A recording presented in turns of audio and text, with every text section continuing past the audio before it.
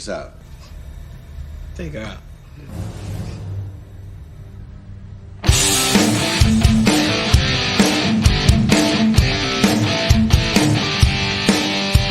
All right.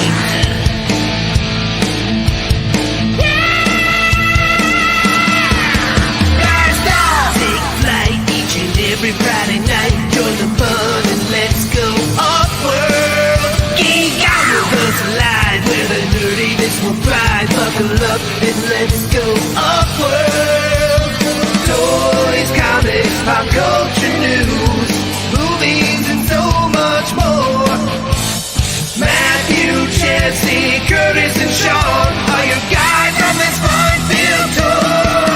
Blast off! Take flight each and every Friday night. Join the fun and let's go off-world. Let's go off-world. Let's go off-world. Hey, hey, hey. Let's go off-world tonight. Yay, we did it! Welcome, everybody, to OffWorld. What we do? No, we didn't. I'm confused. Yeah, we're all discombobulated. That's it. Jesse didn't get us in the right order. When was that my thing? Well, you've done it every other time. Nope, I haven't. Some magic fairy did then. Oh, That's my new name, the Magic Fairy. What happened to the douche? Camera went off. All right. Hey, everybody. That's the douche. We're having a great episode, people. Oh, the Penny's cat gone. Probably. Cat's Penny's like, back. screw you and your show. screw you guys. I'm out of here. Welcome back What's to... going I tell you what, it has been a week. I don't know about you guys, but it's been a week for me, and this is kind of just all culminating here. But at least I got you three. We got Joe, we got Jay in the chat. We're ready to roll off-world here. So, who we got I tonight? got you, babe. I'm Jesse. I'm Hi. here. I'm back home finally.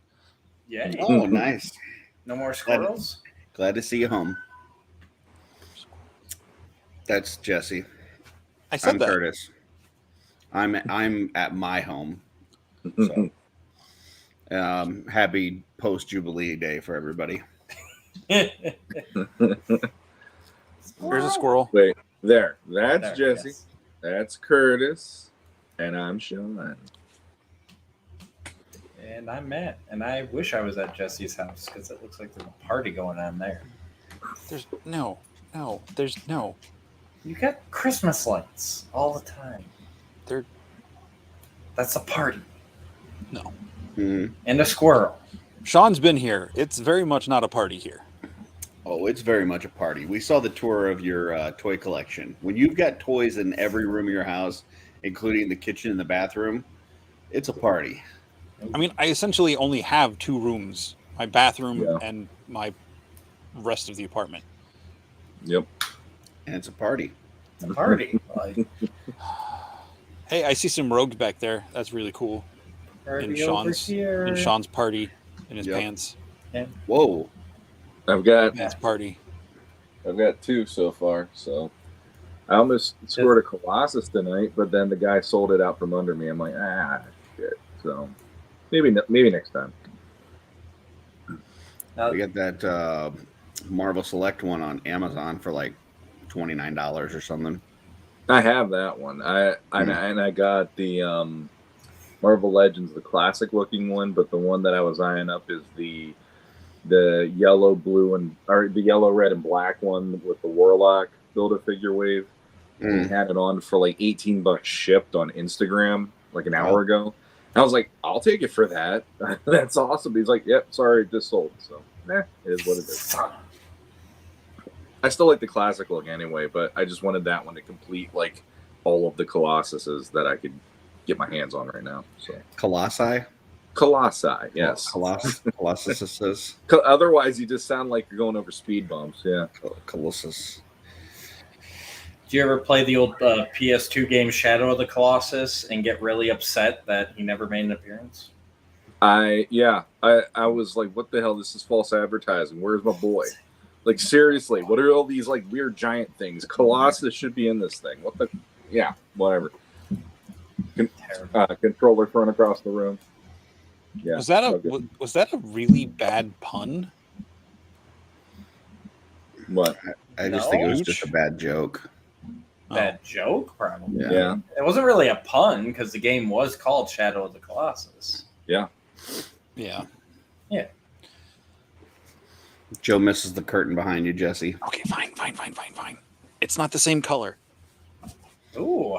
There. This is a magic show? Is Jesse gonna disappear? No, I'm just giving the people what they want. They want the plaid background. They want it behind. Can you make Dooch disappear? Can you do that magic trick? He did earlier. I didn't do that. You gotta say abracadabra.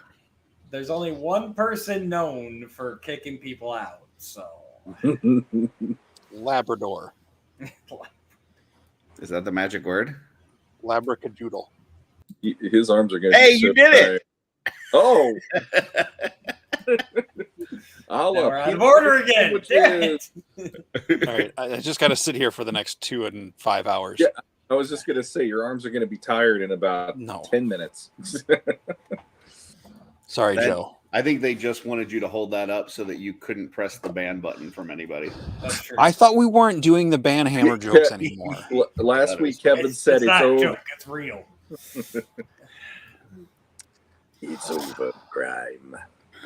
So what we got? Anyone pick anything up this week? Oh, yeah. Lots of dog shit.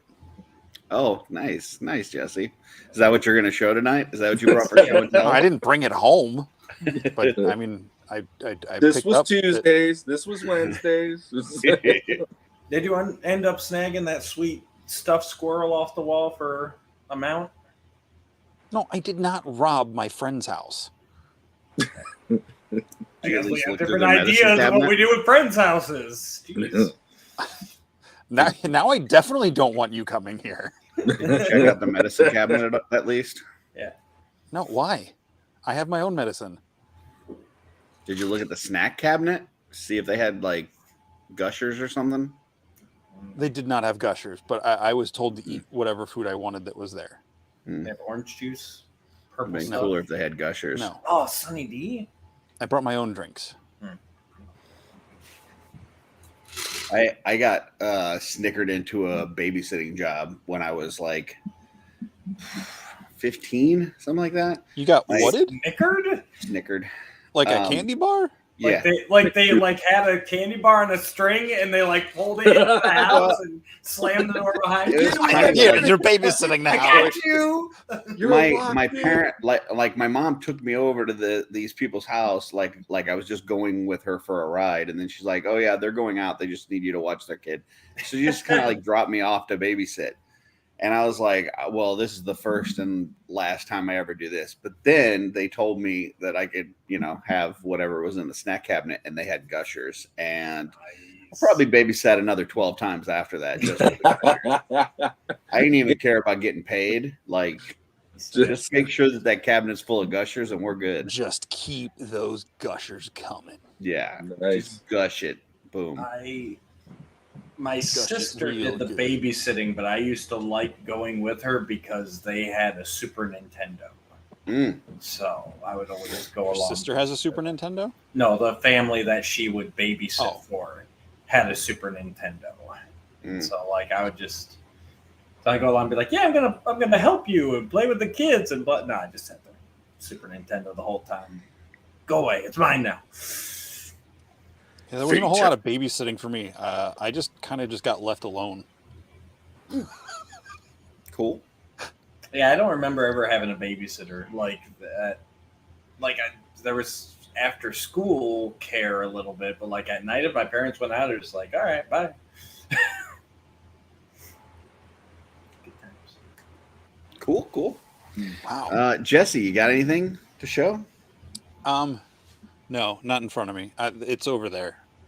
Okay.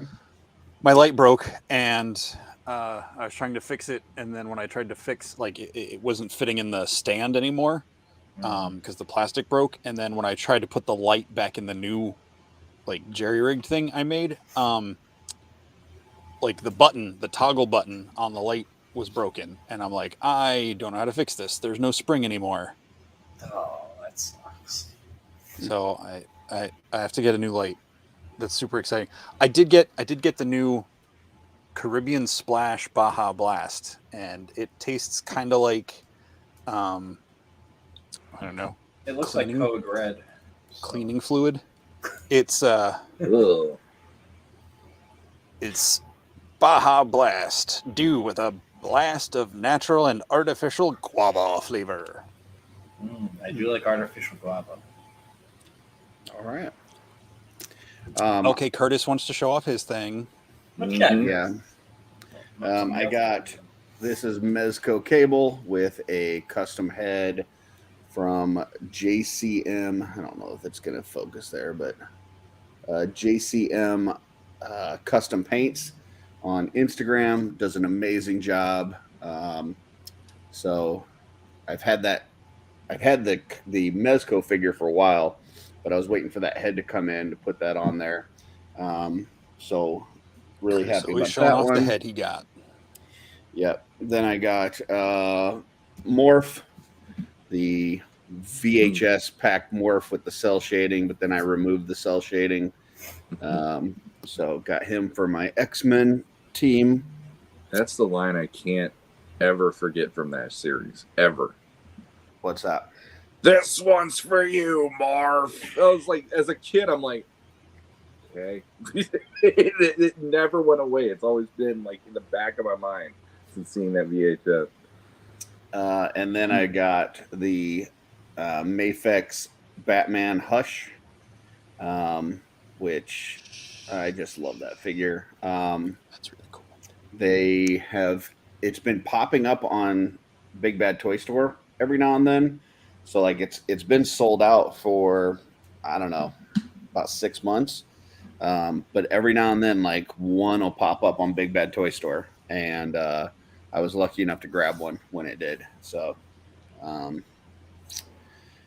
wants to the know. cell shading, I saw Fwoosh had a video, like a little quick video online, and it's just fingernail polish, but you also have to, like, you basically take one paper towel with fingernail polish and one paper towel that's just wet, just water.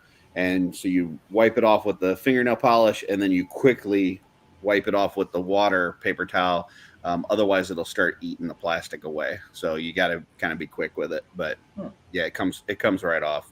And then any of the spots where there's like transition colors, you just got to be careful. Like there's the yellow band. So like on the legs here, there's the yellow band here, and it's got cell shading on it. But there's also cell shading on the legs. And so if you like rub across there, you'll actually get some of the blue paint onto the yellow. So you got to, just be real careful to do the blue part and then clean it off, do the yellow part, clean it off, and, not go across multiple colors. So in other words, just be real careful rubbing the shriveled guy's thighs. yes. Yeah.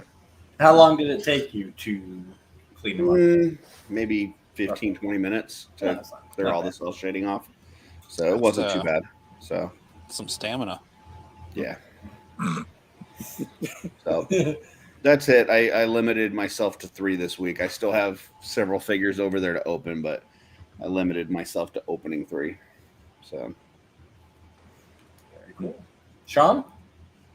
Well, one of them was actually, I forgot that she was in the thing, but yeah, I did get the Age of Apocalypse Rogue in this week. That was pretty cool. I had her originally, and she ended up having to be part of the stuff that I had to part with. So I'm glad to get her back. And then got this one. Still in the package, though. Haven't gotten her out yet. But Spider-Gwen from the Across the Spider-Verse Part 1. So... who is that? Is that the Marvel Legends one? yeah. Gotcha. and I might. I love the spot in this one actually, because number one, they made him actually look like he doesn't look heroic. He has the schlubby body and everything, and then he has a portal feature where one of them is Miles's head coming through, and the other one is his hand doing the web shooter action. So I haven't I'd like seen to that him yet. eventually. Maybe Spider-Punk too. He'd be pretty cool. Very cool. I got nothing this week, so I just go in spurts, apparently. How are we going to have a segment on the show for showing stuff and then you guys not get stuff in? Well, Curtis, you got to give us a little bit bigger All right, allowance here. fine. If you could super chat the show once in a while, I could probably afford to start picking stuff up.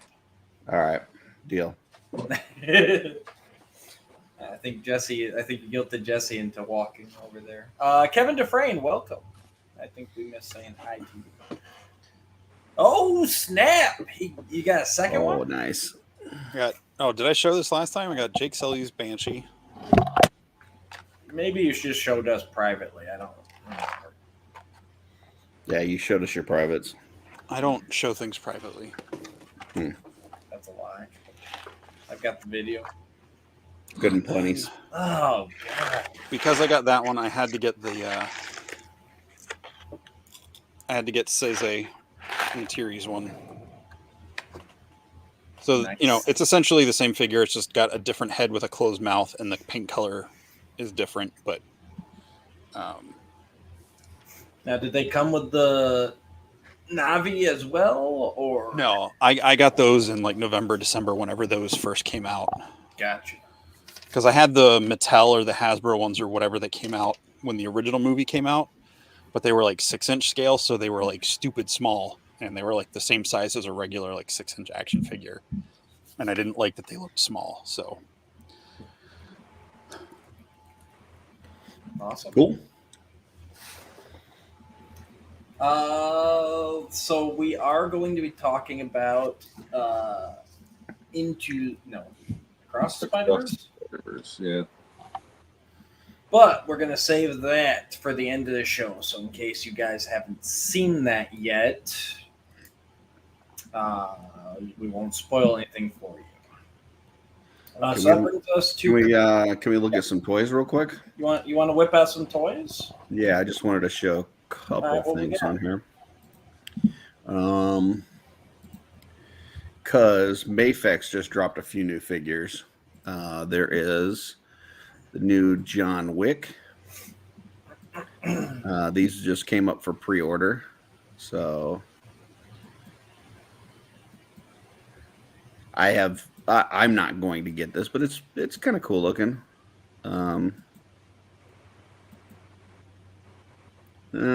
Not sure about the face there. So like, is it 2 figures, or does he have like a swappable body where he's in the white shirt? I believe it's got both bodies. Yeah.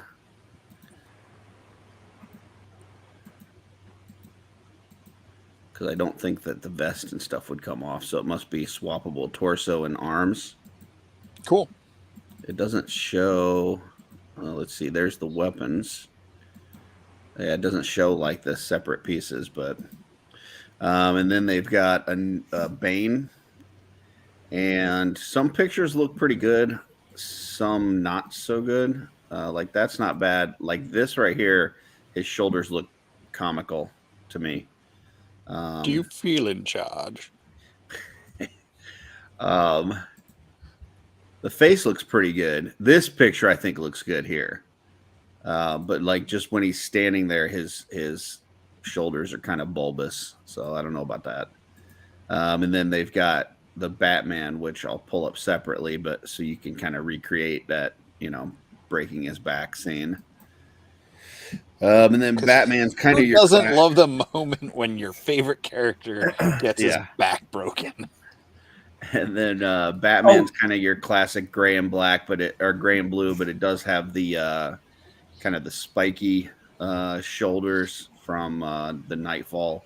The cape looks really nice. I'm not sure what the material is. It looks like it's like a a faux suede or something. I could tell you the one that I've got here, the Hush Batman, the cape is very thin, but the new steel that I just got, the cape is much better. So I would imagine that's closer to probably the steel one, where it's a little bit thicker, and it just looks like it's got some texture to it.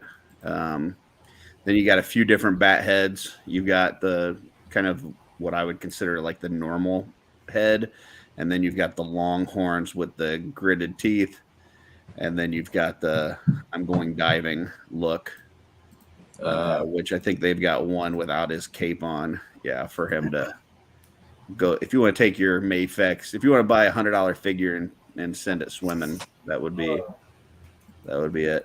So I was just saying, it's been a while since anyone's released a Batman figure, and I was really hoping someone would. So I'm glad this is. yeah, I don't know. I mean, I really like the Mayfex, the Hush one that I just got, that I was just showing. I do like the color scheme here. I don't like the shoulders. If they offered a different cowl without the spiky shoulders, I would probably be in on this. But then I've also heard other people talking about that he doesn't look bulky enough, like he looks kind of thin. I don't know. He's got the same kind of, his shoulders are really big, but everything else is, yeah. He's got like a 45 pack. I'd say he's pretty jacked. Yeah. And you don't necessarily want him to be a Superman size or anything. Like he's an in shape human, or overly. I don't think it's the muscle tone per se, like the amount of abs and stuff. I think it's just like it's slimmer compared to some of the other Mayfex. Like when they've showed side by side pictures, he just doesn't look as big for Batman. But I mean, it's all right. So those were the three that I saw that came out this week. Really didn't see anything else except for right before we came on, I did see this thing here. If anybody's got $4,000 to drop, that's kind of cool. I don't have that kind of money. $627 non-refundable down payment. Yeah. And then apparently That's there's more than a different mythical. ones. Like this is the ultimate version. I guess it's a little bit different. And then there's like 5 versions of this. So I don't know what the difference is between all of them. This one's only $13.99. I guess it doesn't have all the other stuff. Version. Yeah, it doesn't have all the screens and everything behind it. Yeah. So, but there you go. I mean, that's almost as good as a Transformer that doesn't transform. That's true. And then Batmobile. This is kind of neat. I've seen this though before. This is the Iron Studios thing, but yeah, I did see where McFarlane said that they're going to be putting out another Batmobile.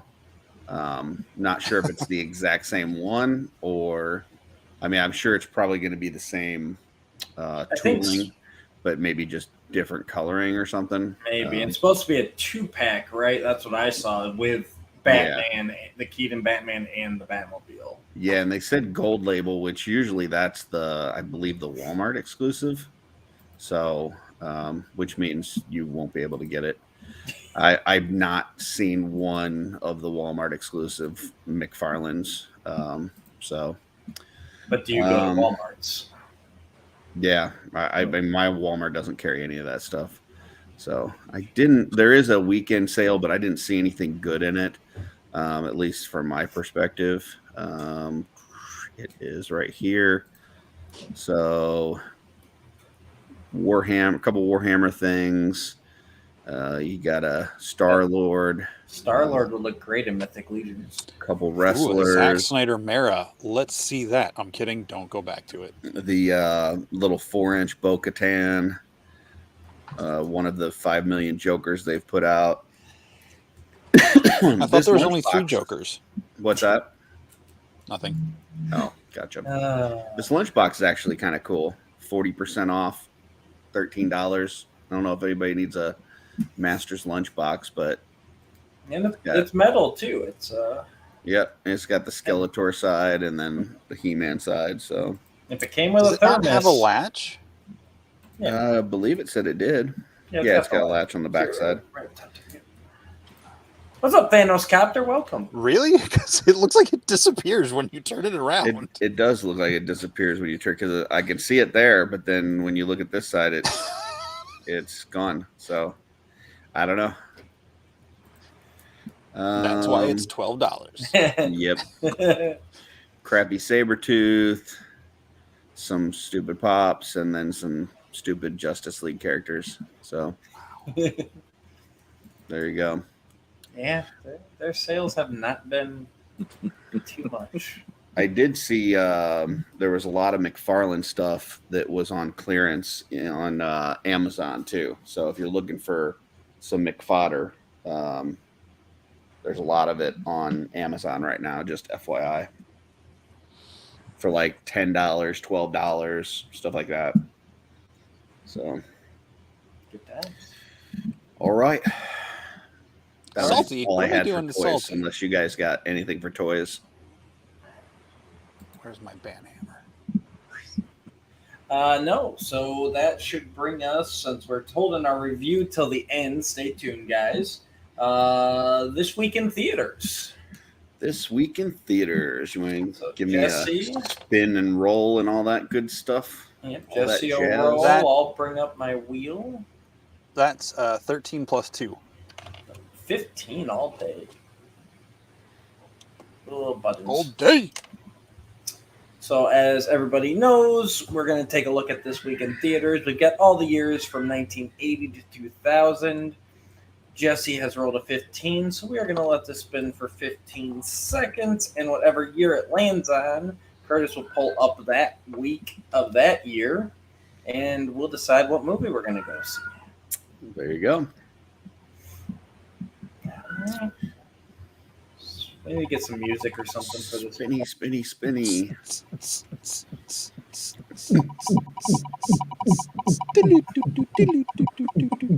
Boots and cats, boots and cats, boots and cats, boots and cats. Yeah, that's my speed right there.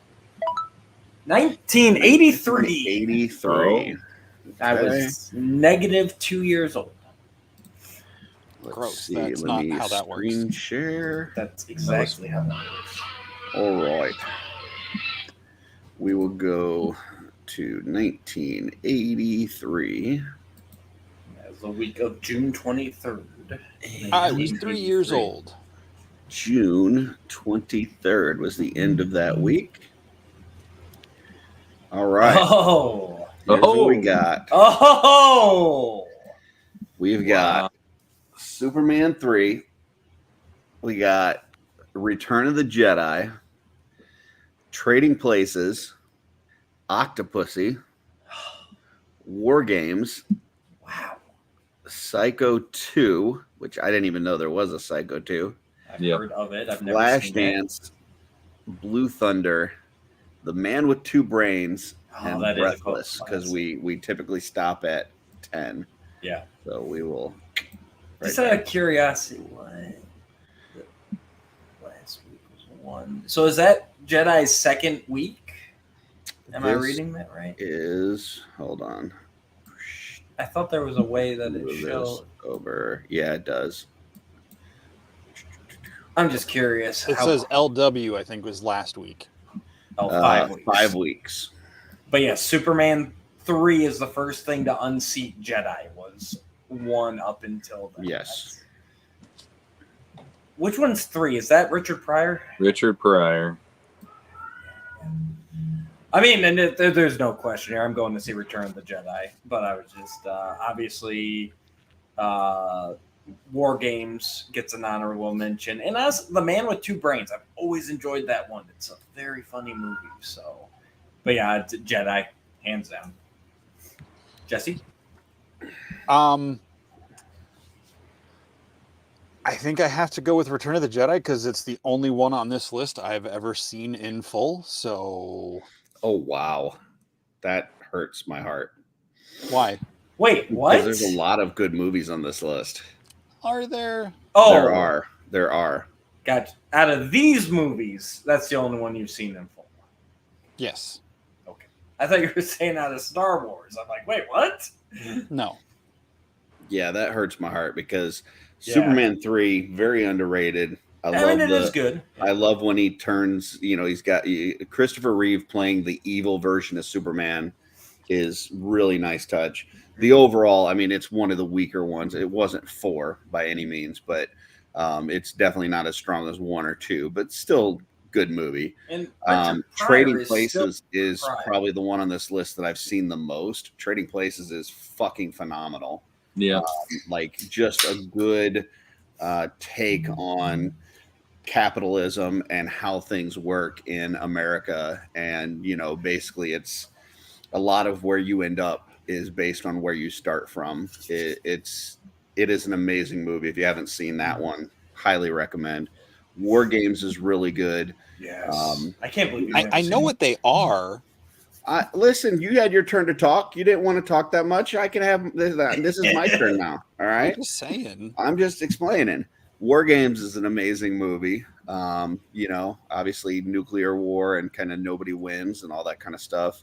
And then, I'm with Dooch on Man with Two Brains is hilarious and, definitely a good one. So a lot of things on this list. I'm going to have to go with Return of the Jedi. It's the first movie I ever remember seeing in the theater. Seeing any Star Wars movie in the theater is going to beat out anything else. But I would say I probably have seen Trading Places more than any of the other movies on this list. So that's where I'm at. I mean, I would like to point out real quick before we move on that this is the 40th anniversary of this week. Oh, all right. Very nice. Yeah. Save me a seat because I'm going to Return of the Jedi. No, I was there at Superman 3. I was probably part of the money on that week because my mom took me to the theater, and that actually was like, wow, that's insane. But I know my mom also took me to see Jedi in the theater, but she took me to see the marathon, which made me fall asleep through Jedi because it was New Hope, Empire, and Jedi at the end. And I only remember the very beginning of Jedi. So that's on her. I blame her. But the other one, honorable mention would be Trading Places because that is Eddie Murphy in his prime. And Dan Aykroyd, who... Yeah, it's Dan Aykroyd's best film by far. I love Dan Aykroyd, especially with Ghostbusters and everything. And that is also the movie where I always have that line in my head of if I knew it was gonna be that kind of party, I was gonna stick my dick in the mashed taters, and I love it. And the other thing too is when my wife and I watched that recently, the end of that movie confuses both of us because they do this whole thing in the stock market where they're switching stocks really fast and buying out one thing, and then all of a sudden the things go to a certain point, and then they buy another, and then boom, and all that. And I had to actually research and learn about the stock market, which I know some people are going to be like, I'm not going to do that to watch a movie. But it actually made me go, oh, that's actually kind of cool. Like, I learned what they did and cheated everybody out of the money in that way. I'm like, okay, that was kind of fun that I actually learned something through entertainment in that case, just because I was curious. Yeah, it's the ending of that movie, like the way that they screw the Dukes, and especially after the Dukes did what they did to fuck over Dan Aykroyd and then turn around and fuck over Eddie Murphy. It's really, I would say I'd probably enjoy that more than Return of the Jedi, but just for the theater experience, I would have to go see Jedi. And one other thing I just remembered too, now that we're talking about Trading Places, is that is one of the few movies that I remember where something from that crossed over into another Eddie Murphy movie, because the Duke brothers in that are the homeless men in Coming to America that he helps out. And I was like, that's awesome. They got both of those actors to play these hobos, and they end up getting a little bit of cash to help them out because Prince Hakeem was being nice to him or whatever in the one scene. I was like, look at that. So, but that and Jamie Lee Curtis. Plus like, Jamie Lee Curtis's boobies. So Jamie Lee Curtis's boobies, yes. So. I would just when I watched that with my wife, she actually took a moment and goes, I bet you're happy we're watching. I'm like, you damn right, I'm happy. And she goes, me too. And I'm like, okay. Did not know Jamie Lee Curtis was that. The bar was set pretty high with both of that. But yeah, so all right. I would just like to point out that Flashdance has been in the theater for 10 weeks at this point and is still in the top 10. That's a lot of horny teenagers right there. Yeah. I watched that movie as a kid, and it was not what I thought it was going to be. And then I wanted my money back, and it was only because it was on afternoon movies on the regular station. But I wanted my money back anyway, because I'm like, where the hell's the flashing? There's a lot of dancing, but no flashing. Yeah, Look at Tootsie at 11, 27 weeks. Holy shit. It was there for half a year. That's crazy. Damn. They don't even be out. It'd be out on streaming and DVD like in half that 3 time weeks nowadays. later. At this point. I mean, geez, like, what was it? Dungeons and Dragons? That was out for maybe 4 weeks before it hit digital.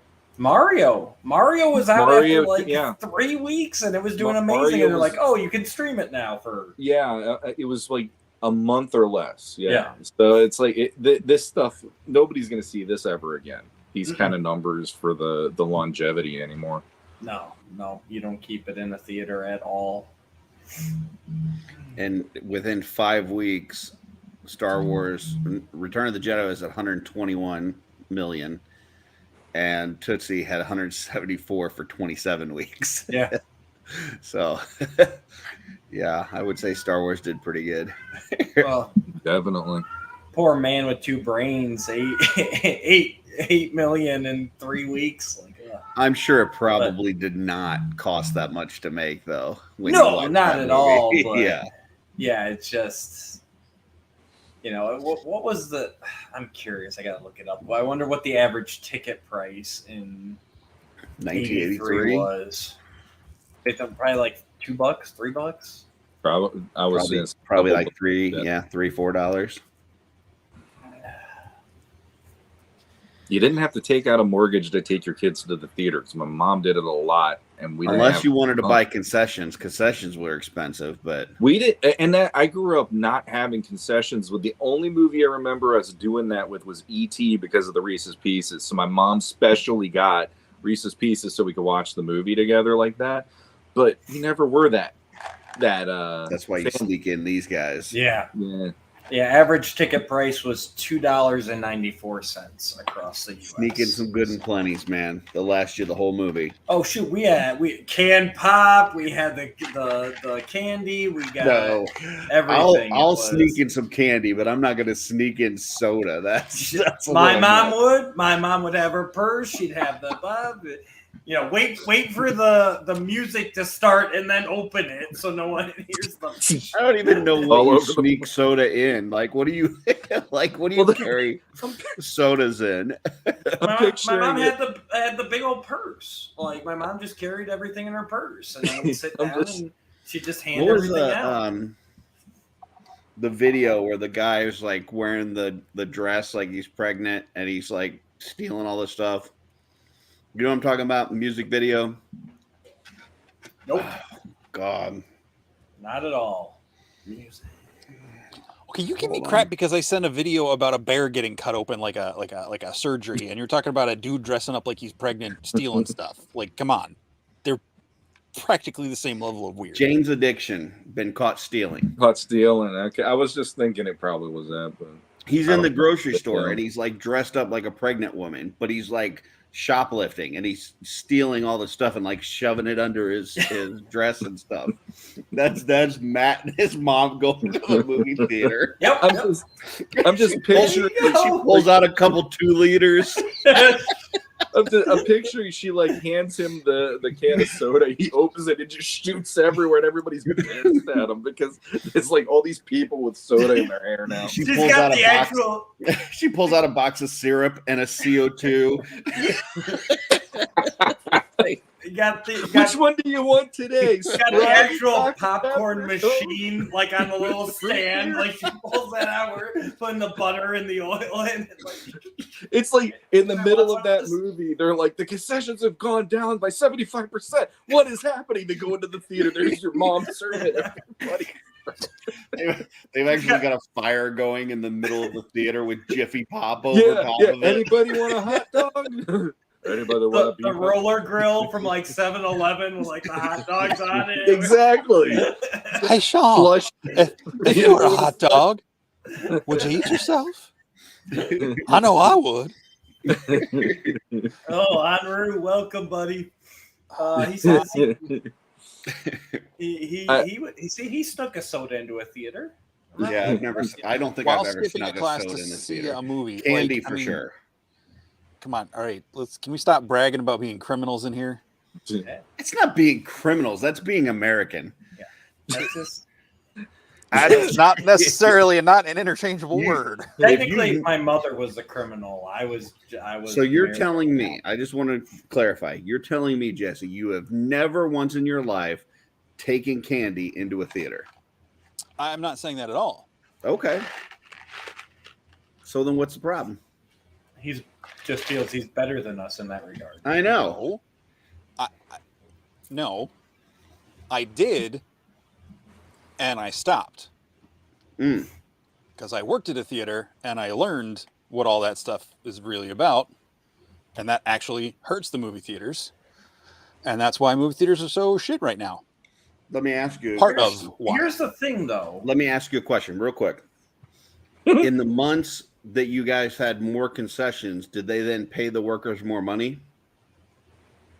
So then why the fuck do you care? Why do you care?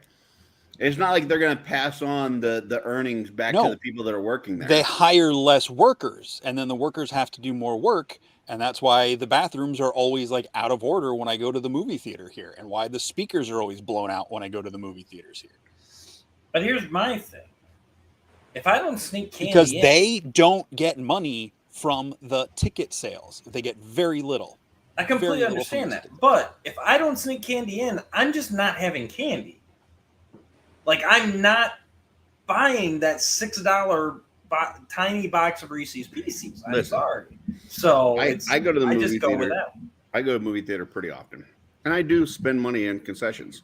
Yes, because they will offer things like a cherry icy. Well, I'm not going to sneak a cherry icy into the theater, so I will buy your cherry icy.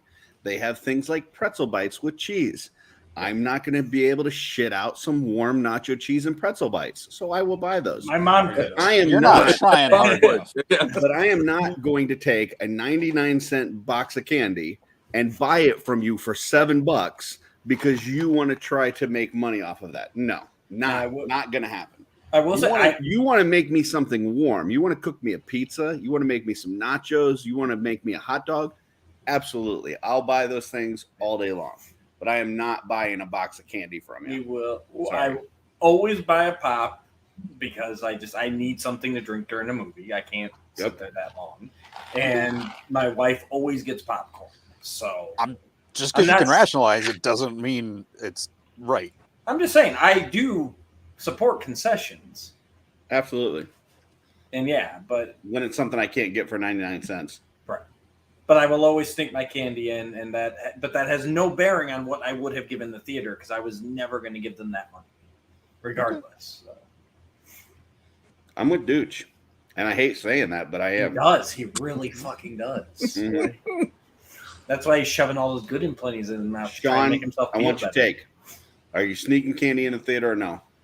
We've done both. Like I normally would just go watch the movie, and then once I met my wife and we've had kids, then it's the kids want stuff. So sometimes I'll do for them. Sometimes, I think it was Super Mario Brothers. We went in and my wife got the big purse, and so we had when the preview started, everybody's getting our stuff.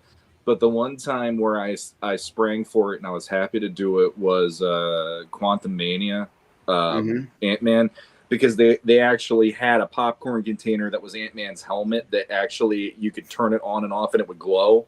And I'm like, I'm doing that. Because that's something you can't get anywhere like that in this. I think it was like altogether it was like a pack thing for like $20 or something like that. And I was like, I'll do it this one time because then I know I can take that home. But typically now I could give a crap less because I just really want to watch the movie and go home at the end of the day. So Joe says 2 midgets in a trench coat, 1 ticket. So well, check with Jesse. Jesse, 2 midgets in a trench coat. How many tickets do they need? Look, I pride myself. He said the on theater fact- doesn't make money off of ticket sales, Oh, so he that's doesn't care about that. We get with the tickets. We can cut them out. Yeah, I we can pride steal myself on the tickets. fact that I went to see, I believe it was Punisher with my brother in a theater in Springfield, Missouri. I was not working, but I saw a kid come in, walk down to the front, open the exit door, and let 2 other kids in. Yep. And I went and ratted them out. Of course you did. They were underage, so they couldn't get tickets to an R-rated movie. Theaters can get in trouble, and companies can pull their movies from theaters. So, like, if you screw up on a Warner Brothers movie, you are done with Warner Brothers movies. Like, there go your ticket sales and the people coming in to see movies because you can't show Warner Brothers movies anymore or whatever. Yep. So it's a thing. Like, it's a thing. But anyway. So 2 midgets in a trench coat. How many tickets do they need? 2. Okay. And Jesse's yes, I've a had people blatantly, as I said, you can't bring outside food into the theater, walk in with like a smoothie or something from some other restaurant. Sure. And he walks in. I told him he couldn't do it. He comes out of the movie like 2 hours later, finds me in the lobby. I'm not in the same spot. And he just comes up and he just like, meh, shakes his empty smoothie cup at me. It's like, cool. I'm glad that was in your mind for the last 2.5 hours. I hope you didn't enjoy the movie. Nah, see, that's not the way you do it. You gotta play the game. You gotta hide in the big purse or get the khaki pockets. You gotta play the game. Yeah, but I even make sure to take all my trash. I don't even leave the trash there if I didn't buy it in the theater. So like, Oh no, you don't like Don't that. leave your trash that there, I'm period. with you on that. no, Like, I mean I take it out of the theater. Like I don't Yeah. even. yeah, I'm with you on that. You don't leave a mess. Like I don't care if you bought the stuff there, you still don't leave a mess. I was at a theater one time and a guy brought pistachios in there, right? Ugh. And just that's threw nuts. the shells all over the floor. All over the floor. I mean, like the lights came on after the movie, and Yeah. they're fucking everywhere. Like he was sitting like you've got like you walk into the theater and there's like 3 rows that go down, Yep. and then there's like 5 or 6 rows that go up from like that main walkway. He was sitting on the main walkway, so everybody that left the theater had to walk by his seat and walk through his pile of shells that he left there. That's a just- shell of a thing to do. That's dickery, is what And that is. That is just that's and then bullshit. just wheel in the trash cans right at the end there. But what I was saying, Jesse, is like I throw the theater stuff away in the theater trash cans, and then like the candy wrappers that I snuck in, I'll leave in my pocket, and I'll. Oh, I'm not gonna I'll throw those in the 'Cause I trash play the can. game. I'm not gonna leave them for. I'm not going to shake it in your face that I snuck candy. Okay, But- I mean, now you're Take it all taking it away. to some weird, like, forensic CSI level. Like, Yeah. Joe says the free only refills on time I've popcorn. ever dug through trash at a job is when someone lost a retainer. Guarantee you, I was not like, we don't sell this here. you kind of get the feeling that if all 4 of us went to a movie, it'd be like the equivalent of watching Statler and Waldorf. in a Jesse Muppet would Show. rather- I would not go Jesse to the would get theater the with 3 of Jesse. us He'd be kicked out. narking on all of us. Yeah. I no, Excuse me. Excuse me. Yeah. They've got outside candy over here. Yeah. They're bringing stuff in. You might want to check that blanket that Yeah. he's got. That why are you Matt, bringing a freaking blanket to a movie Oh, I'm theater? totally bringing a blanket to the movie that theater. Matt guy's got his pants off. Jeez, Jesse. Yeah. Thought we were enjoying the movie here. Matt's got Uh, his pants. Joe says free refills on popcorn. I eat my money's worth. Here's what I'll tell you. First of all, popcorn's disgusting. But if I was Thank going to get popcorn and it's free refills, you better believe I'm getting a refill before I leave. After the Yes. movie's over, I'm Yep, filling we that used to thing do up and that. taking it home with me.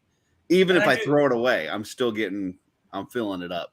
I do that with the pop too. I drink it, drink it during the movie, and then I get a refill on my way out too. So, yeah, gotta get your money's worth.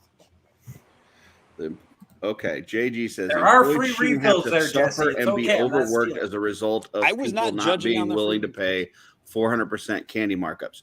First of all, if the employees are suffering and being overworked, it's because they got shitty management. Has nothing to do with people sneaking in candy. I'll tell you that right now. Like, you can have a good job without people paying candy prices. So, and Joe wants to know, Jesse, how the hell do you play a rogue in D&D? Well, you're adding words to that sentence, but Oh. it's a make believe. No, I read it. I'm not actually stealing and murdering from people in the game. So you're like the friendly neighborhood rogue? No, I mean, like, it's a game. I'm not actually murdering that orc that I'm fighting or stealing that guy's magic sword. Like, Gotcha. like those are not things that are actually happening. So if you're any, rogue, anything that Jesse pickpockets, he returns at the end of the session. if your rogue went to theater to see a play in D&D, he would sneak candy into that theater. He's probably not going to a play. That character did not enjoy theater. I don't know if I'd want to adventure with him then. I'm not going to adventure with rogues that don't go to plays. Can't trust them, uncultured swine. It's like I love how like the way that Curtis did it. It's almost like the equivalent of Endgame when Captain America takes all the stones back after they stole them. It's like when the whole thing's over. It's like, I will come back. Thank you for this. I'm sorry I stole it from you. And it runs off. We're going to go to the theater with Jesse, and everything that we sneak in, he's going to go to the concession stand and buy from them to take home afterwards. He's going to be I'm like, not all the right, criminal. Curtis brought I'm in not a the milk one that's- Matt brought in a 2-liter soda. I only ever ratted out the kids that let underage kids into the movie without a ticket. They're the only people I ever ratted out. I might have a judgment in my head for as long as the conversation about it's going on, but once that's over, I'll forget about it. Oh my god! I can't believe that you stopped that guy to not bring in his slushie, though. Like, who cares? Just let him bring in his slushie. It's not hurting anybody. He paid for the slushie. He bought the slushie. Now he's got to throw it out because the movie's getting ready to start, and you don't want him to take it in there, so he's got to waste the slushie and throw it away. There's people starving in Africa that would love that slushie. Oh, don't give me that shit. You go to McDonald's. Oh, here we go. You go to I only know McDonald's because you tell me that. I never said that. You told me you were in Africa. There are people starving. They need their slushies. I've never said that sentence in my life. That sounds like something Jesse would say. I feel like I have said those words in some version of those orders, but never all together at one time.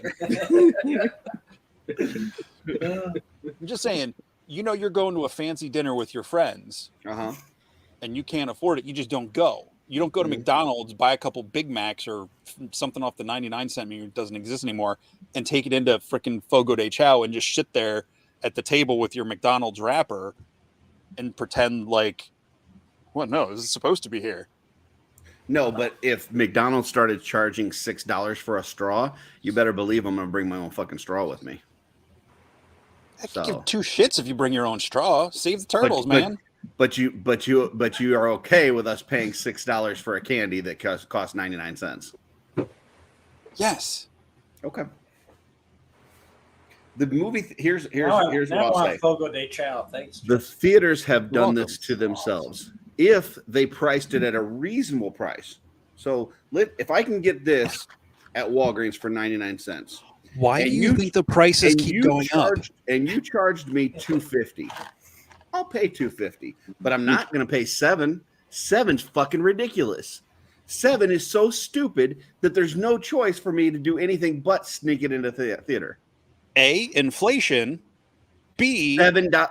No, don't give me that A inflation bullshit. Listen, because this is the same time period that I'm buying this for 99 cents. The same inflation rate applies at Walgreens. I can't buy those anywhere for 99 cents. They're at least $1.30.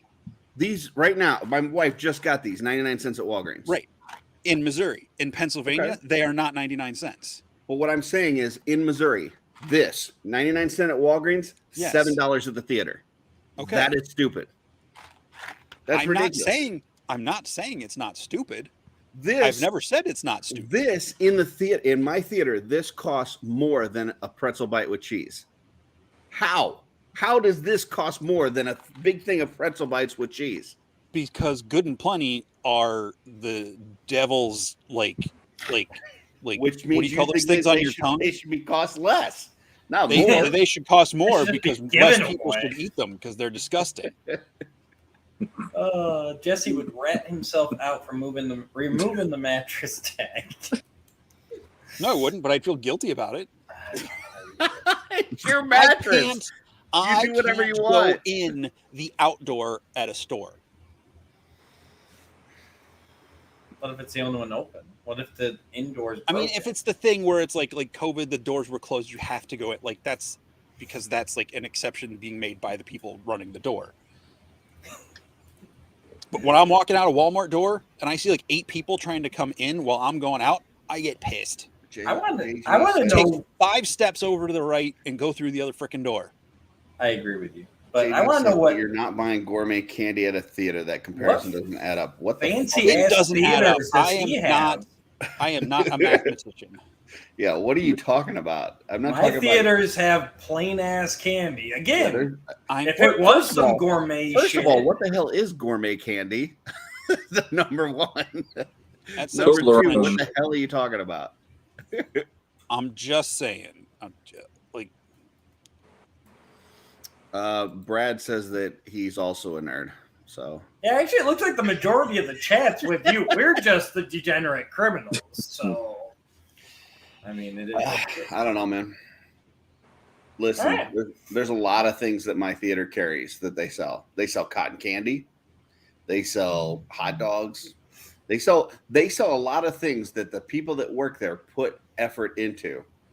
I will absolutely give my hard-earned money for that. And then they sell this that they get for dirt cheap and then try to mark it up $7. Sorry, not happening. All It's right. not happening. I'm not going to sneak in sodas like Dooch, though. That's a little. I got a line somewhere, and that's it. I was at a theater where someone literally went to a restaurant and brought like I was just attending the movie. It wasn't the theater I work at. Someone walked in with like 2 like shopping store bags of like fajitas and shit. Like All right, you we heard didn't like do that. styrofoam opening up and they're like cutting stuff up. It's just like that. If you've ever seen that Strong Bad emails thing where the king of town is like, oh, what this came in my box of milk duds, and he's got like the whole like sizzling grill. It was like, why are there so many smells coming at me in this theater? There should not be that much smell in this theater. All right. JG clarified. He said you were talking about Oh. McDonald's bringing a fine restaurant. Oh, Okay. no, Gotcha. I got it. okay. See, man, Okay. I got that. I will. How did you guys? I not will get say that? we never did that. I can definitely remember my mom bringing like a bag of McDonald's into the theater though, and being like, "Here's your, double cheeseburger." The only time that I can and I think this is why I couldn't believe that Jesse said that about the slushy, because one time we had the whole family was going to go watch a movie. Our theater, typically the earliest time is 11 o'clock. That's the earliest time on the weekend that they have a movie. So we went and got breakfast beforehand, because usually breakfast at the, whatever, McDonald's, Burger King, whatever, ends at like 10:30. So we went and got breakfast, and we got Burger King breakfast, and I got cherry icy with it, right? So we pull into the parking lot, we eat our breakfast, we go into the movie. I haven't touched my icy yet. I paid for this thing, but I haven't even drank it because I just got done eating my food. So I'm walking in with my icy, which I paid for. I'm just going to finish it. I'm probably going to finish it before the previews even start. And the lady at the thing's like, you can't bring that in here. And I'm like, are you serious? Like I just bought this thing. Your concessions aren't even open yet. Like at this point in the day, they don't even open the concessions till 11. I'm going to finish this before your concessions even open. Wouldn't let me in. I'm like, that's ridiculous. So now I had to throw away that drink that I paid for. So you're the dude that Jesse tried to kick out of the theater. Yeah, I'm the dude, and he's the lady that kicked me out. So Except this guy was an asshole and took it in anyway and drank it during his movie and made a point to find me after the movie was over and rub it in my face. That sounds like something Curtis would do. No, I wouldn't have done that. What I would have done is had my wife go in with her ticket, meet me over at the emergency exit, open the door, let me hand her the drink, and then I would come in without the drink and be like, "Hey, I don't have a drink." If you have to put but do you know you're not supposed to bring outside food into your movie theater? Yeah, but most employees at the movie theater don't give a shit. They don't care. Right. Yeah. Because there aren't enough of them. No, because they're not assholes. I'm sorry, I was doing my job that they literally told me that was my job to do, was to not let people bring in outside or food or whatever. No. Wait a minute. Joe was talking about vaginas. What? Vaginas and shit. Yeah, that doesn't sound. I would not put shit on my vaginas either. Yeah, I don't. Try Googling that one time. I've never tried to find, bring a I'm vagina not saying into I've a done it, but theater. I know that that's a thing that some people like. 2 vaginas, 1 cup. You want me to Google it and share the screen with you, Jesse? Is that? No, I don't. Oh. Our last episode. JD says, I think crossing the line is bringing beer and Chinese food into Taking Chinese food anywhere but a Chinese restaurant is a crime. What about? I can't take it home. I mean, like, if you take it home, but like taking it into another like public place that is not the Chinese food restaurant. I love Chinese food. The theater that I go to serves beer, though. Do you guys have that at yours where they serve beer now? No. That seems like a bad idea. Sell like $20 pretzels that are the size of a $3 pretzel at the mall. So maybe you should just go to the mall first. And maybe you should grab your sneak in pretzels. No, so I just don't buy the $20 pretzel and I get the pretzel bites. Exactly. Jesse. So, have you ever? Is that where we're at now? That's where we're at now. Okay. We got sidetracked on This Week in This Week in Theaters was a month in theaters, but we made it out there live. 3 of us are wanted by the law. Had to like run through the synopsis of every movie in the top 10 list. Yeah, that was it. There were a lot of good ones on there. It was. Yeah. So Curtis, what did you throw at us last time? I threw a comic book at you. It was Countdown to Infinite Crisis. It was a singular comic book. I sent you guys a link so that you didn't even have to go get the comic book. Did any of you read it? I did. I did. I forgot. You sent it, and you even sent it to us at the beginning of the week or over last weekend. Yep. And I was going to do it, but I was dog sitting and cleaning up all the dog shit. I didn't do anything this week. I figured one person was going to read it, and it would be Jesse. So I'm totally blown away here. No, I love a good comic book, and actually, it's one I still don't think I've ever read it, but I know of it. A lot of the Maxwell Lord stuff that has continued to this day kind of came from there. In Blue Beetle, because I don't have time to read all the comics, but a lot of times if I get on a kick where I'm doing something with Blue Beetle, so I'll look up more information about him, and obviously this was a big one for him and for Maxwell Lord. And so the quick synopsis for those that in the chat that may not have read this before, basically it starts out with Blue Beetle's kind of investigating something. He's got money missing from his organization, something's being funneled through there, and he's trying to figure out what's going on. And throughout this, discovery process, he figures out that this checkmate is, kind of doing some shady stuff, and it's basically being orchestrated by Maxwell Lord, and he is basically taken over this program that Bruce Wayne put into effect to stop all the superheroes. Basically, it's got every superhero's weakness. And just in case, there's been times where Superman has gone bad. Like, how do you stop Superman that's gone bad? How do you stop Wonder Woman if they go bad? So Batman has all these contingency plans on how to stop superheroes. And basically the villains kind of take that plan over. And the OMAC project, and kind of launched that. And the thing I really loved about it was they take this Blue Beetle character, which I had not read any stories about before. I mean, I knew who he was, but I'd seen him like in some Justice League comics and things like that, but never really read anything about him individually. And they made you care about him before then killing him. And it's like, yeah, it was I just thought it was a very interesting way that they brought about that story. So yeah, Sean, definitely. what are your thoughts? It was an action-packed story. I liked the format once I got used to it. It kind of threw you off because it'd be like, you're basically jumping between 2 points, which is him actually in like the checkmate facility, and then but also like so it'd be like, an hour ago, and it'll have some stuff, and they'll be like 3 days ago, and it'll have some stuff, and so but it kept it fresh, it kept it going. Blue Beetle's always fun to see, and not at the end, but Booster Gold was heavily featured. Who he's a character that I've never followed intensely, but every time I read something with him in it or see something with him in it, I'm always like, I need to follow this guy more because he's always a very interesting character. And it was fun to see them join up again.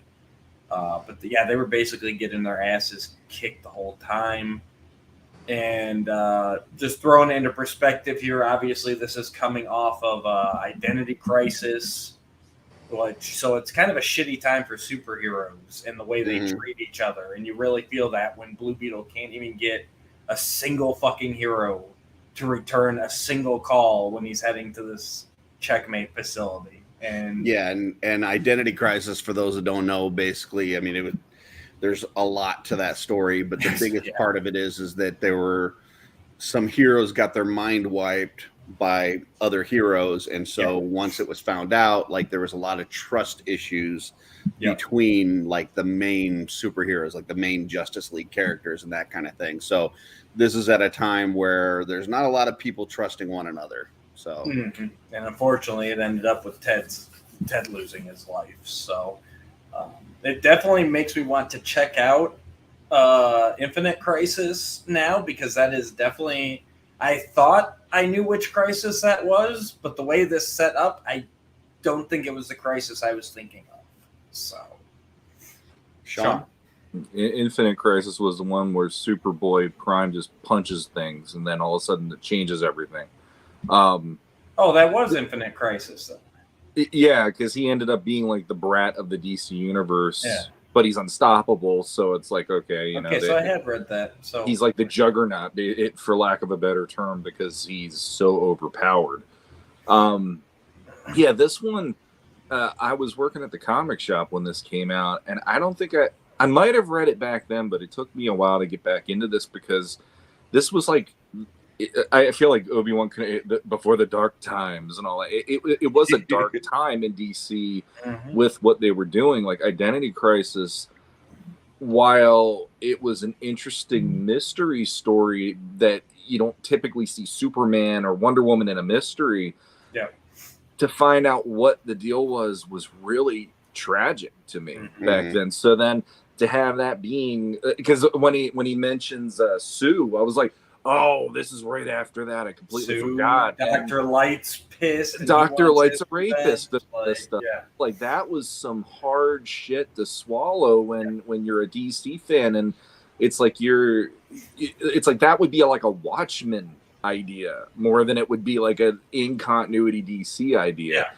Especially for DC at this time, because previously to Identity Crisis, DC was really more. Like your good guys were really like your Boy Scouts. They didn't have as much darkness to them like a Marvel character would. Absolutely. Normally, Identity Crisis would have been an Elseworld story. And it's like, I appreciated some of what that did, but then I also was like, the best way I describe that, anybody that would ask me what Identity Crisis was, I'm like, Identity Crisis is basically the conversations your parents had after you went to bed when you were a kid. It's like, this is the shit they didn't want you to know about at all. They wanted to discuss it privately, and like it was like, just the idea, because there was always, I don't want to rabbit hole, but the implication was always there in Killing Joke of what happened with Barbara because of the Joker. Yeah. After he shot her, there's the implication. Some people believe one thing, other people believe another. That was the furthest I remember that going, other than the whole. I know Green Lantern, Kyle Rayner had the fridging the girlfriend thing, which was a whole deal too. But this comic, though, I'm like I said, I'm sorry I went down that rabbit hole. But this comic did remind me of the darkness of that. The ending being Blue Beetle getting shot in the head and everything is like that's still there. But it was a setup comic book, and the thing that is interesting about it for me, there's a couple actually. The first thing was hearing the inner monologue of Blue Beetle throughout this, and having his perspective on the DC universe was really fun, because like I love the one scene where he's at the Watchtower, and Wonder Woman's there in like the med bay or the medical bay or whatever, and he like wakes up and he's just like, every time she says your name, it's like she knows all the good and the bad you've ever done, and she just doesn't care. And I'm like, that's such a great. It's like she still has this way about her that makes you fall in love with her. But even Bruce loves her. He's not gonna admit it, but you know he loves her. And I'm like, that's great. Yeah, he's got a line too and like when he sees Superman, and he says, like, I love that. Yeah, he's like, every time you see him, it's like the first time seeing it. So like he's working within this world of superheroes, but he still like idolizes the superheroes. Yeah, so, and I love that when he's talking about Superman, he's like, he makes you want to stand up a little straighter, a little taller. He's like, he's one of those people that he just makes you feel important when you don't feel important, you know. And it's like, again, I love that take on the characters, so that was great in how they wrote that part, especially. But the comic was basically a setup, because they did the OMAC Project comic, they did the Rand Thanagar War, which was hinted at this. Adam Strange does a distress call to the Watchtower in one scene. And I love that when Martian Manhunter's like, well, I'll send Hawkman and Hawkwoman. And he's like, do not send Hawkman and Hawkwoman. The Thanagarians are coming for us. I was like, that's cool. I love that. I love that there's that infighting within the League in that way, and the ideologies there. And the other thing that I thought was cool is each sequence, there's 5 chapters in it, and each of the 5 chapters is drawn by somebody who was about to take over one of those miniseries and turn it into its own thing. So Rand Thanagar War was drawn by Ivan Reis. The beginning of the books by Rags Morales, who did Identity Crisis. He did all the interiors and the covers for that and stuff. And they had Jesus Saez on one of the other parts. He was the Checkmate, or one of those. There was like a Checkmate series and stuff. So it was kind of cool. There was a Villains one too. I can't remember what that one was called. Villains United. Yeah, that was the one I couldn't think of. But I did like that you got like almost like a insight into what you were going to get by getting those books through this, starting that ball rolling. Yep. Yeah, and you know, just at the time to get a one singular comic book that was 80 pages with all those different artists on it, to have that cool looking cover, to have that great of a story, and it's $1, like that's man. You can't not pick it up. Yeah, that was like a must have. So here's the ultimate question that I wanted to get from you guys reading this. Is Batman justified for even having this program and having these contingency plans? Or because none of this happens if Batman doesn't have all that together in the first place. So out of that comes, you know, where villains can take advantage of that. But I understand, I part of me understands why he did that, but it also led to it being taken. So what are your guys' thoughts on that? Is he justified to have contingency plans for these other superheroes or no? I have always felt that Batman is in the right to have these plans. He needs to do a better job of safeguarding them. But I've always taken his side in these types of storylines. It's like, no, I completely get why he has it. Like, and depending on the continuities, I don't remember if this storyline has it, but a lot of times he'll even have one for himself, like how to so. Well, he's in there. That was one of the first ones Blue Beetle saw was Batman's Bruce Wayne, and he's like, "Oh shit!" And then he realized how deep it went. Yeah, because it's not just their weaknesses; it's like their Identities and their loved ones and everything. Yeah. And I think honestly, even if Batman doesn't have it in this story, like Maxwell Lord was still a trusted member of the Justice League. Like he would have had some of this information without Batman stuff. So right. Like, but I'm saying, so even if you take the Batman out of the equation, Checkmate still gets off the ground. There's still info there. You know what I mean? They don't have the OMAC technology, and they don't have as much information. Like they probably don't know people's spouses, secret identities, things like that. Look how close Ted and Booster were. Like they're going right up to him and undisguised and everything. Like Yeah. So, I mean, he played the long con there. So, but like I said, I've always felt that he's justified in having these contingency plans. Like I completely get it. Sean. So, so it's funny. Pre Man of Steel, I would have said I hated the idea because there is a trust issue there that Superman is willing to tell him I'm Clark Kent. And that's a trust thing between the two of them. But then all of a sudden to find out how much info he's gathered over the years would be like, that would be wrong for me. As far if I was Superman finding that, I'd be like, and you're going to weaponize something against me? It's like that. I'm looking at it from Superman's perspective or the Flash's perspective, especially with Iris and all that stuff. It's like that would be a huge issue. But then I'm thinking of Zack Snyder's Man of Steel. And it's like, I never once thought of a superhero movie as this is the destruction that would happen until I watched that movie. And I'm like, if there was a Superman, no matter how good he would be in the real world, I would want someone to have something that could take him down if that ever happened, because that whole ending of that movie alone was enough for me to go, they need to get rid of this guy. And that was the first I've ever said that about a Superman in my entire life. So in that way, I'm like, I completely feel it's justified that somebody has something on these guys, because it is us reading these comics is we usually see Superman's perspective or the Flash's. We don't see the guy on the street's perspective typically.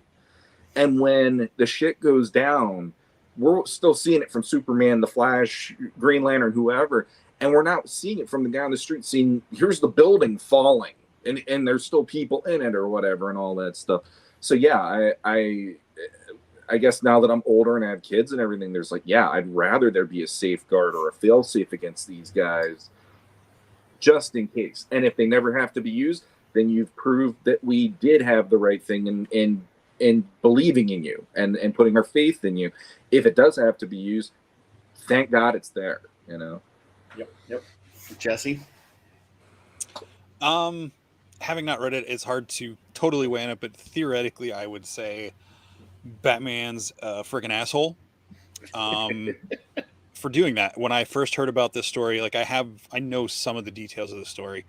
Yeah, I think that's a total dick move. I think it should have been something where maybe he approached them and be like, look, just been upfront about it. Like I know things. If we ever need to, we have a way to stop each other.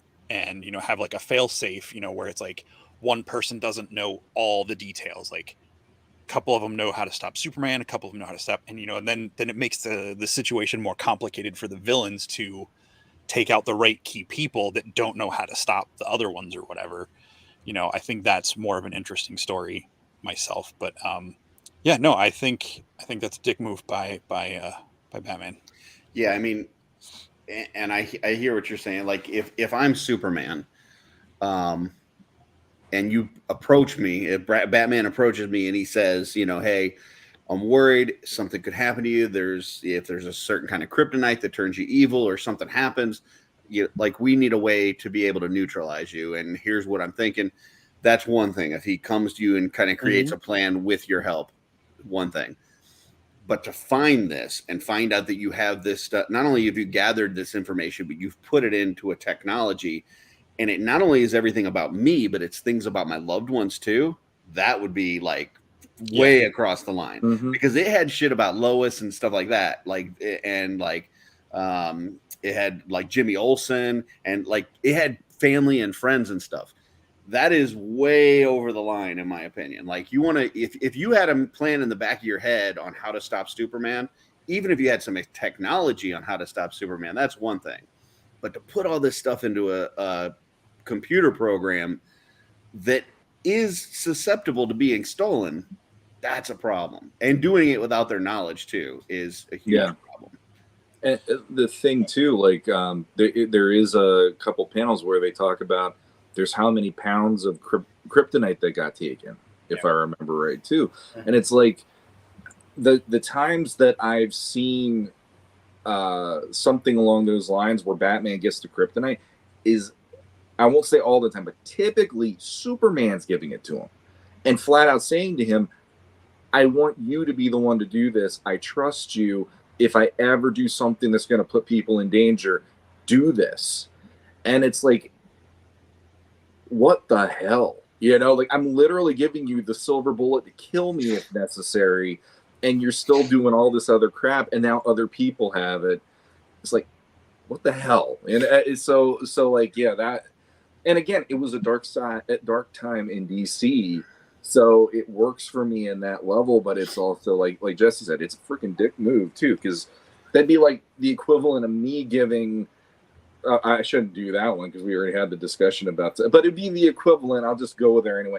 Of giving Jesse my PIN number on my debit card. The next thing I know, there's $5,000 not in my account. No, you wouldn't do it. I know. I'm just using it as an example. And then he turns you in for sneaking candy. No. It turns out that was one concession purchase. It's just PIN. No, but that's true. You don't need the word number at the end. It's just that vibe, you know. It's like PIN number.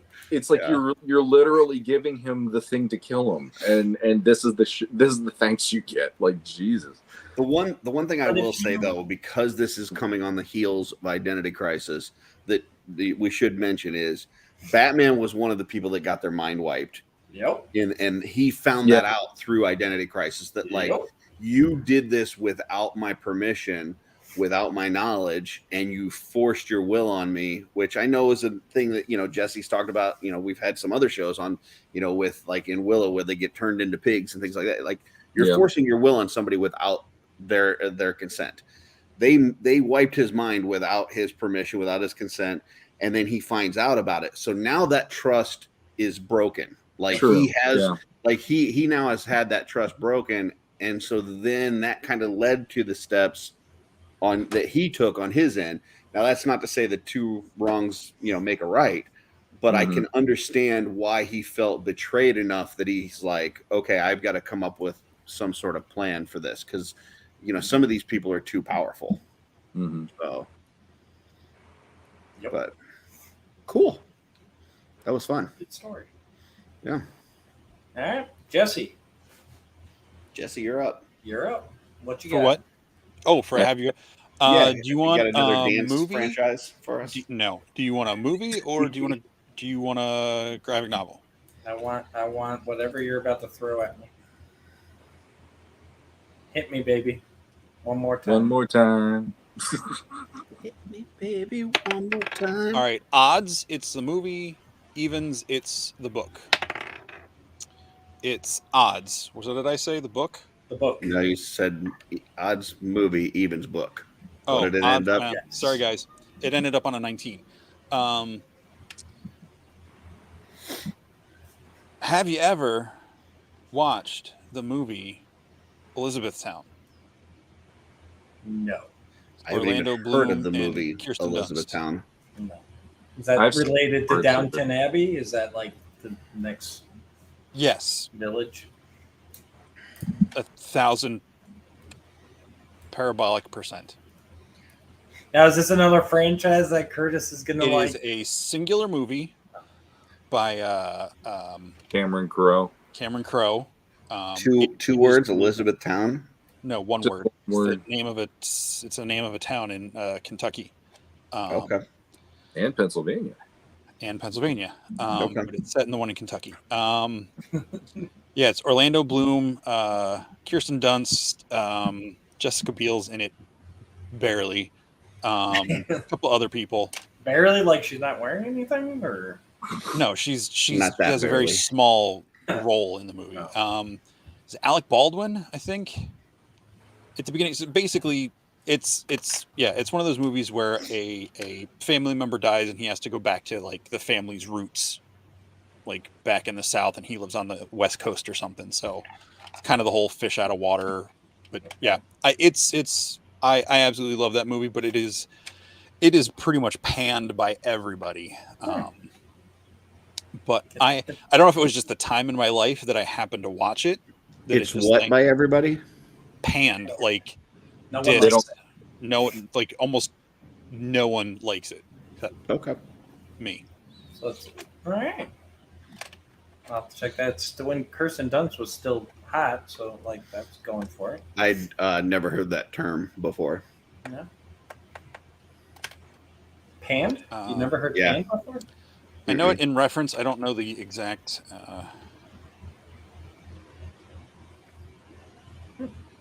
It means criticized severely. Okay. Very nice. All right. So we'll be watching Elizabethton, the prequel to Downton Abbey. Boy, is he gonna be pissed. I never, We're I never, happy because it's a lot shorter. I never watched Downton Abbey either, so you know. But I mean, it all. I guess if you don't like Cameron Crowe movies, you probably won't like it. I know other people like other ones better, but it's. I mean, I really like that movie from him. Well, if I Yeah. Looks like maybe it's coming up on HBO soon. I don't know. I don't have Um, HBO. But right now you can get it on Amazon for $4. So Sean, you can come over and watch it if you haven't seen it. I've Part got- of it, but I might have to. Yeah. all right. beautiful. Lightning round.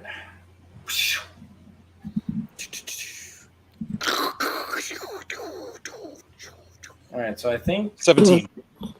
don't think we've ever done Curtis first, so we'll go Curtis, Jesse, Sean.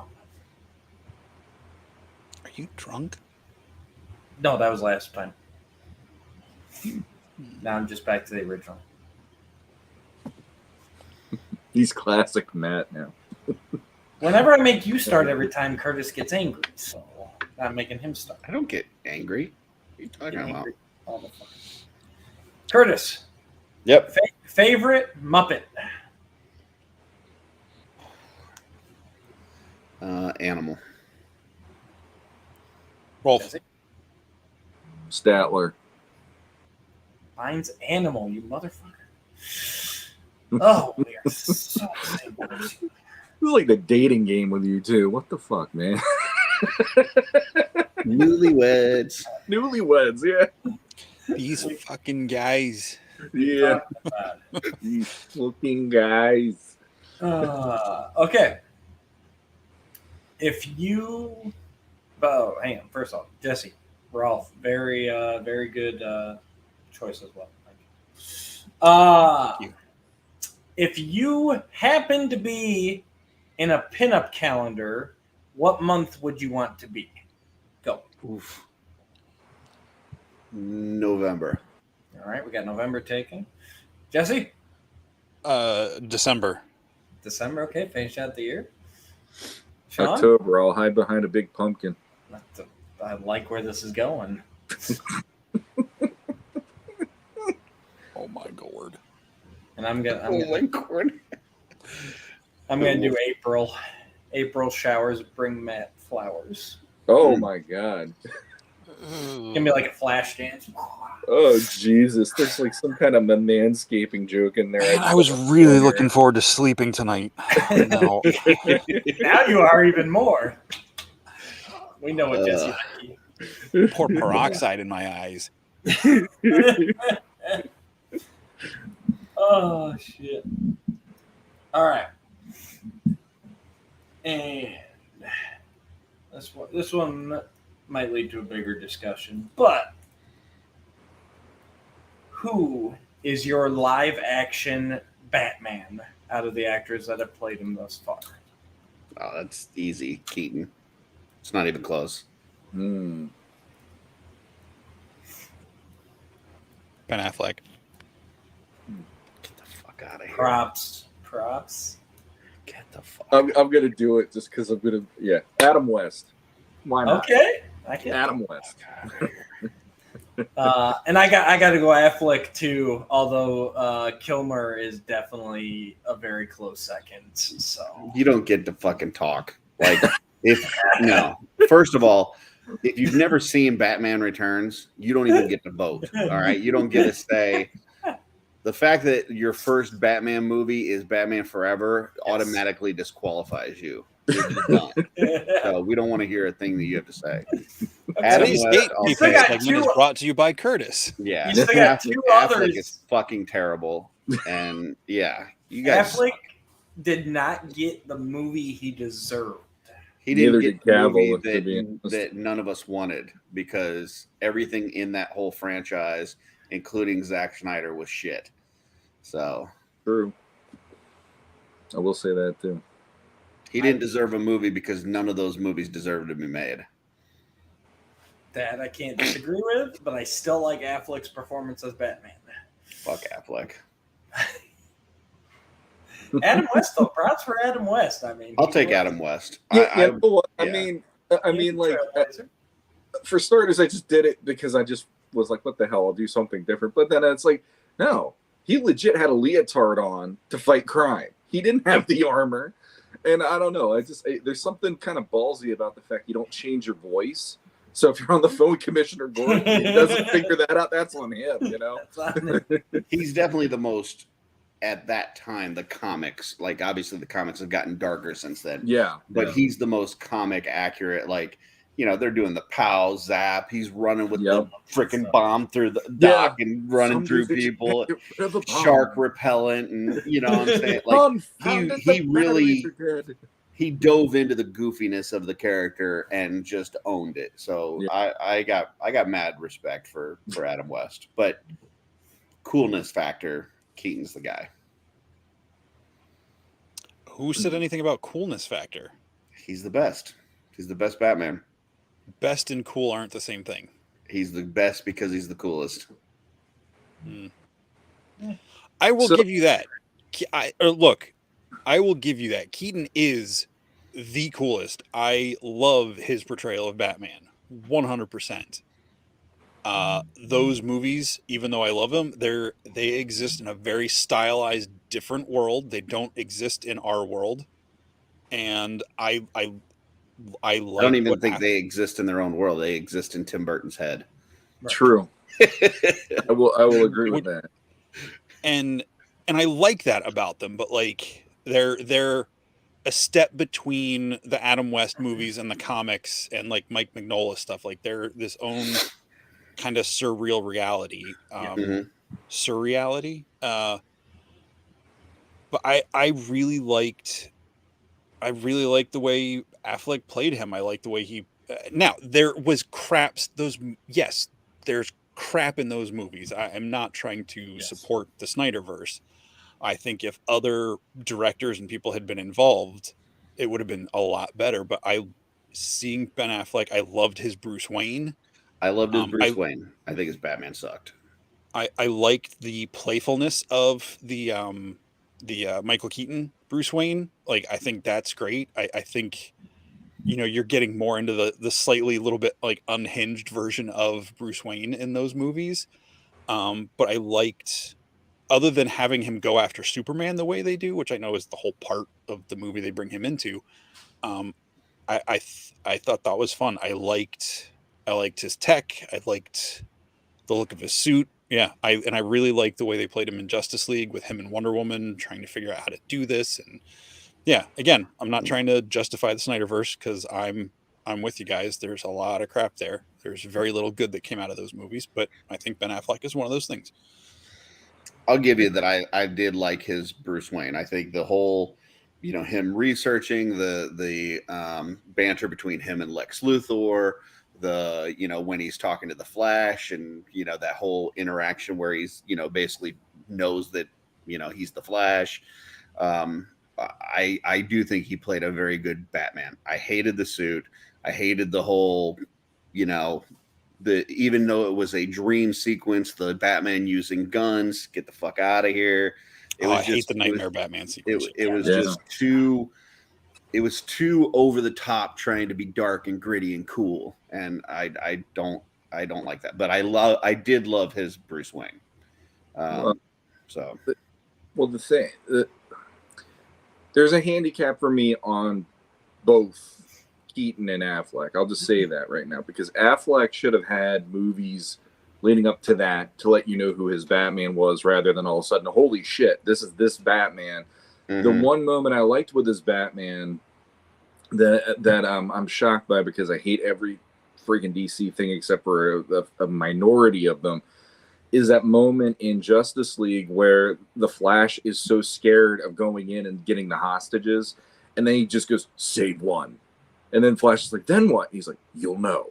And I like that part, because I love that. It's almost like I could see him talking to Dick Grayson in that moment, and it's like I could see him being the mentor, and that worked for me.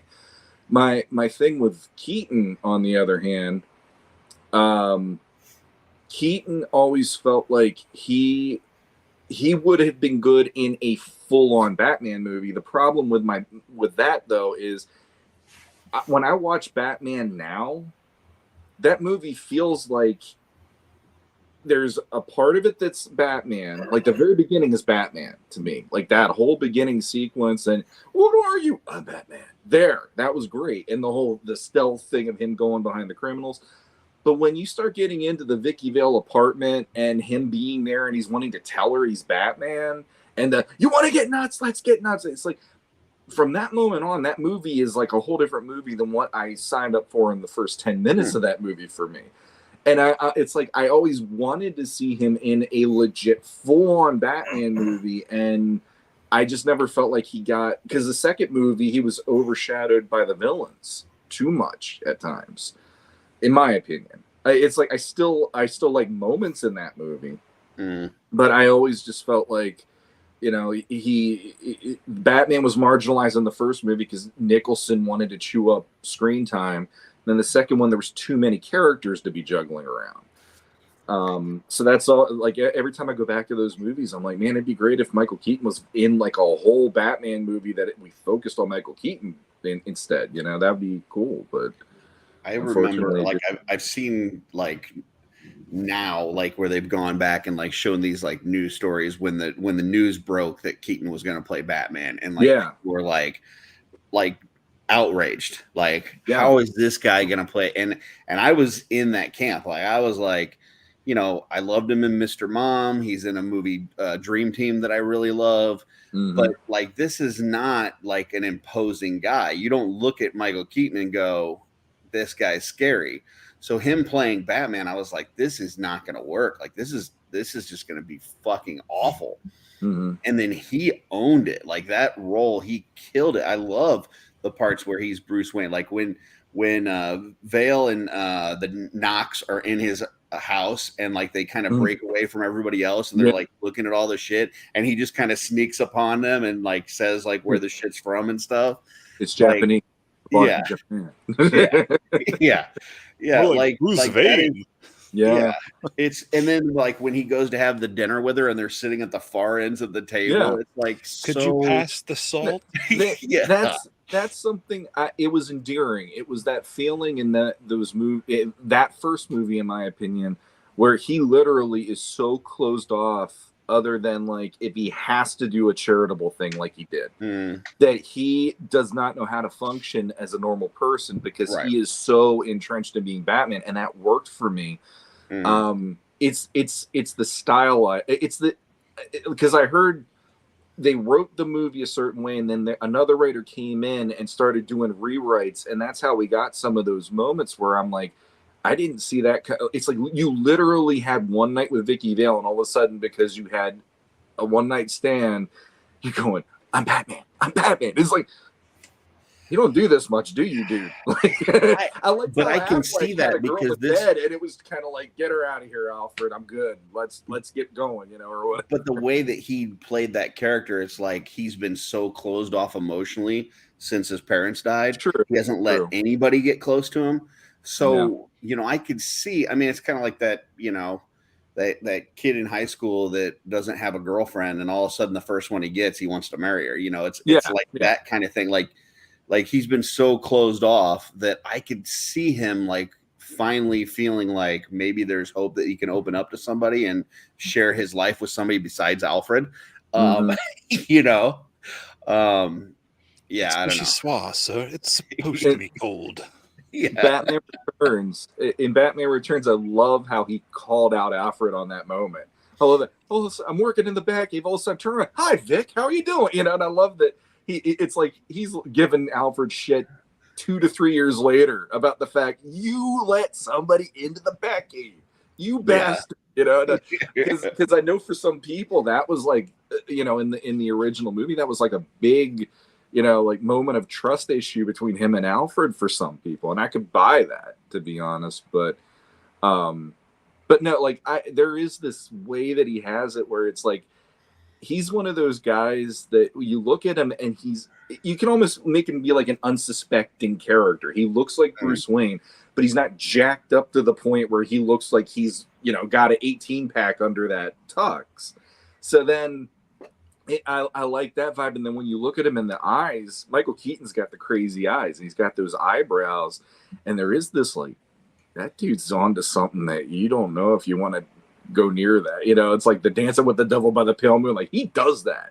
He legit does it if you see that look on his face. So least favorite Batman live action. Least favorite? Clooney.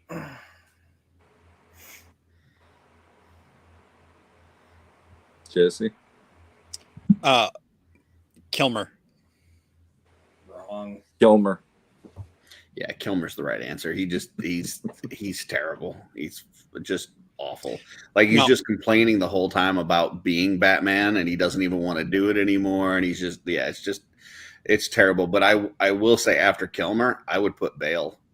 Like, I like Clooney better than Bale. I like Affleck better than Bale. God. I like West and Keaton, of course, better than Bale. Like any of those Bale, I like those movies, but I like the villains much better than I like Batman in those movies. Those don't feel like Batman movies to me.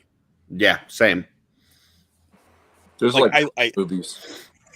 I mean, they're good movies and they're good acting, but like now, don't get me wrong. I think Val Kilmer is a good actor. I just don't care for his Bruce Wayne. Nothing about it feels like Bruce Wayne. It just feels like generic rich guy. And again, because it's playing it, because it wasn't Tim Burton anymore, I feel like that surreal world didn't quite work anymore. Yeah. But yeah. And I gotta say, Pattinson is probably a close second with Keaton for me. For up there, like I put Affleck's top, and then Keaton and Pattinson are like right. I liked Pattinson, but that's another movie that about Pattinson. I think that movie is so good that even if it's not a Batman movie, it's still good. Like, you take Batman out and put in some random detective, and I think that's still a really good movie. It'd probably be better that way, honestly. That movie was Seven with Batman in it, which I like. That's exactly what I thought when I watched it. That was something when they were talking. There was a point, I think it was after Dark Knight, they were talking about who was going to be in the third of the trilogy, and I was like, I kind of dig seeing a serial killer version of the Riddler. Like, I like the race against time. Try to get to the hostage as fast as you can. Sometimes you win, sometimes you lose, and they die or whatever. And they finally did it with that one, and I'm like, oh, this is 7. Like Brad Pitt is now Batman. That kind of is cool. There were some parts in that Pattinson movie where it was like, man, this is a little fucking dark. Like this is like not just physically, because it is physically dark too. It is it's hard to see what's movie. going on. But there's just some creepy shit. Like the whole first murder with the whatever that tool is, the carpeting tool. Like it's pretty dark. Yeah. Mhm. So yeah. I like the Penguin much better in that one than Returns, personally. That's hard because I like the weirdness of the Penguin in Returns, but it's almost too far. And I feel like that's where it started the fact getting that it's goofy. Colin Farrell was really good. Yeah, but he's almost too he wasn't weird enough. Like that's one of the things I like about the Pattinson movie is like it is just far enough from the real world that it doesn't feel completely real like the Bale ones do. But it almost felt like a Dick Tracy world, like a kind of out of time, like out of our world, like it's separate. Yeah, it's not which one? Like Batman. The Pattinson one felt like kind of a Dick Tracy, like separate world. I agree with it. It's almost realistic, but not like So, like someone moved a chair in one spot, like in 1875, and it's just slightly off from our reality. Yeah. Yeah. Speaking of Spider-Man, I will say, one last thing on the Batman, on Batman Forever though, I do think Chris O'Donnell did a good job. Like I think that he was a little too old for that role. But he's the only good thing about that movie. Like, that's where the villain started going way too comical. And the whole Jim Carrey's performance, I think, is so over the top. I think I love Tommy Lee Jones in a lot of things. I think Tommy Lee Jones is over the top. And then you get into the next movie with Arnold Schwarzenegger and stuff, and it's like, what the fuck am I watching? But I will say Chris O'Donnell, I think, did a really good job. I loved the way that he portrayed that character. I thought that his fight scenes were really good. I think he did a pretty good job at that. I don't know why they needed to add the nipples on the suit. So. I read the novel adaptation to that before the movie came out, and I remember being so depressed that they didn't do the scene with the giant bat and Bruce holding out the arms and the wings. Like there's photos online if you want to look them up, that there is a deleted scene. They filmed it where there's this giant bat standing in front of them and they both hold out.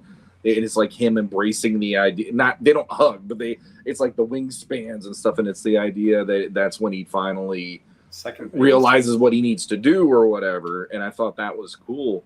And the other thing that I liked about the movie was the fact that the Riddler got into the Batcave and blew the shit out of that place. When I was a kid and I saw that, I think it was part of the trailer, I was like, he can do that? And I was like, I gotta see that happen. That's nuts.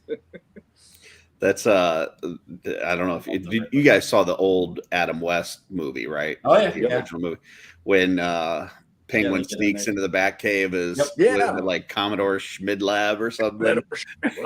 And then he's got the guys that are all dehydrated and he's got to add water to them and they just like pop up, but then when you fight them they just like burst. Like 6 dehydrated pirates rehydrated. Yeah. And I love one of my favorite lines in that movie. Everybody goes to the damn shark repellent, but when he's fighting them on the submarine at the end, there's actually a moment where he has to save the cat and he puts it into the lifeboat. He's like, au revoir, pussy. And I'm like, what? For some reason, Batman takes a moment out of the fight. Robin's fighting everybody at this point, but he's going to save the cat. And he just goes, au revoir, pussy. And I'm like, My Mom, I favorite don't know part if I is should watch my favorite part is like the comical bomb, like the big circular big bomb with bomb, the and he's just running through and like knocking everybody out of the way. Yeah. And every time he gets ready to throw it, there's something else there, and then he's gonna Nuns. turn and run But like, another way. yeah, the one it was nuns at one point. Then Yeah. there was a baby with a, like a woman with a baby carriage, and then ducks, and then sometimes you just can't get rid of a bomb. Yeah, good stuff. Good times. All right, Spider-Man. Spider-Man. I want to reply to Joe's comment real quick. I think the fact that Batman didn't figuring it out is what I liked about the Pattinson movie, if that's what you're talking about. I think so. Because I like that. I like seeing him. I don't like when heroes figure it all out and are just like untouchable and can't make mistakes. So that's one of the things I appreciate about that movie is that he realized he messed up, that he got it wrong, and it was clear to me that like that was going to be like a turning point for like him trying harder. And then there's the whole thing about, you know, restoring hope to people and not just being the terror in the night and everything. So yeah, That's kind of a common theme with Batman movies, though. I mean, like if you go back to Dark Knight, like Joker was ahead of Batman the entire time. You go to the third movie, and you know Bane takes over the city and fucking destroys the stadium and everything else. And I mean, it's kind of a common theme in Batman movies for the villain to be a little bit ahead of where Batman's at. Yeah, but He doesn't really live. I don't think we've had a movie where he's lived up to that greatest detective ever kind of. You know, he's no Sherlock Holmes. the Batman was the worst of it, though. It was he couldn't do shit in that movie. I mean, he was only on his second year. Like, come on. Still. True. That was bad. But Spider-Man. Spider-Man. So we three of us were very excited to see the new animated Spider-Man movie, and we forced Curtis to watch it so that he could talk. Didn't force me to watch. I was going to watch it. I just wasn't going to watch it in the theater. So we forced them to watch it in the theater versus waiting for streaming as well. there you go. Yeah, that's how it should be said. Yeah, That's right. Yep. Well, probably start with just a quick. What was our anticipation? First off, spoilers. If anybody hasn't watched it, this is the point of the show. Yeah, you're gonna want to Spoilers jump here. off, go watch it, come back with us. Fair game from here on out. But I do want to know just kind of what your guys' thoughts were going into the movie after the first one, and what you were hoping for in the second one. A good Who are movie. we starting with? Looked like Jesse. Jesse wanted a good movie. I wanted a good movie that continued on what I enjoyed in the first one, but gave me something new at the same time. Fair enough. Curtis? I wanted something besides the first one because I felt like the first one focused too much on Miles, and I wanted to see if we're really going to embrace this whole multiversal thing. I wanted to see more Spider-Man. I wanted to see like different varieties and hitting all these different Easter eggs and stuff and that kind of thing. I wanted to see a progression. From the trailer, it was pretty obvious that they aged up Miles a little bit. You could tell there's some growing there and stuff. So I was pretty darn excited because the first movie is one of my all-time favorite superhero movies ever. And I was crossing my fingers that this one would not fall into the sophomore slump. Yeah, for me, I'm kind of in between Curtis and Sean. Like, it actually took me a while to see the first one. Like, it was well out on the video before I ended up watching it because I knew it focused on Miles, and that wasn't really my Spider-Man. So, but once I saw it, I did enjoy it. I liked what they did with the different Spider-Mans, and really Miles getting to take over that role in the way he did. I mean, it shocked the hell out of me at the beginning of the movie when they kill off that universe's Peter Parker. Like, and even vaguely knowing that that's where the Ultimate Comics went, it still took me by surprise that, like, oh, they did it here. Like, so those are some big shoes to fill. And like you guys, I was hoping for a good movie. and to see Miles progress and grow. And yeah, I was surprised by what we got. So, who wants to start us off with what they liked about Across the Spider-Verse? Curtis, you're bobbling. Curtis is wiggling down there. I was just waiting to see who's starting. So Go ahead. I enjoyed the ending of the movie.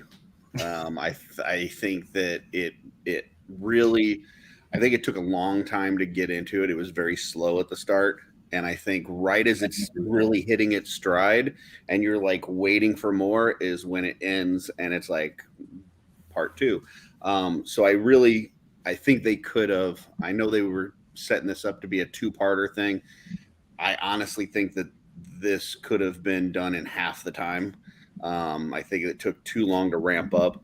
But towards the end, I was really enjoying. Like I loved, the whole, them all chasing Miles and how he's like evading them and getting away and trying to get out of there.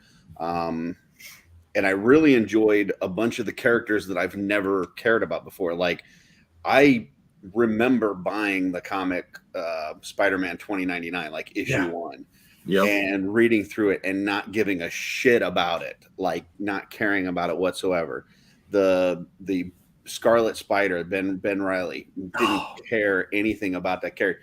But in this movie, I loved those characters, like absolutely loved them. I can't remember the dude's name, the one with the guitar. Spider-Punk. Yes. Never seen that version before. I don't know if that's a real version that's in the comics. He's a real one. Version, but that guy was awesome. So I loved the different versions. It didn't. My fear going into this that it was going to be we're going to get white Spider-Man, black Spider-Man, female Spider-Man, Puerto Rican Spider-Man, like it would, but they weren't going to have like their own characters and like their own persona, and that was not the case. Like each of these characters I felt like was really fleshed out, at least the ones that you're supposed to focus on. There's some that were just kind of Easter eggs that you just saw like a split second of and that kind of thing, but I just love the way that they developed the different Spider-Man characters so that you actually care about them by the end. But then at that point you're like all excited to see like the teams that are kind of forming, and then it's like end of the movie and I don't even get a post credit, you sons of bitches. I really expected one. Piggybacking off that for a second here, because I didn't realize how much I missed Scarlet Spider and that 90s style until I saw him on the screen. And like I know by the end of the Clone Saga I was completely over it, as most people were, but like seeing him on the big screen and everything, I'm like, it just takes you right back to that simpler time. I agree with you, Curtis. It was great seeing the prominent Spider-Man. Probably one of my complaints spinning off of that, though, is I felt like the Spider Society as a whole was too big. Like, I kind of wish that they had just focused on the speaking roles, with maybe a few Easter eggs. But it's a minor complaint because in the long run, it's they're just background Easter eggs. But when you really start getting to like, no, there are like thousands of Spider-Mans in this society, and Miles is like the only one who's not in there. I don't know. It's just kind of weird.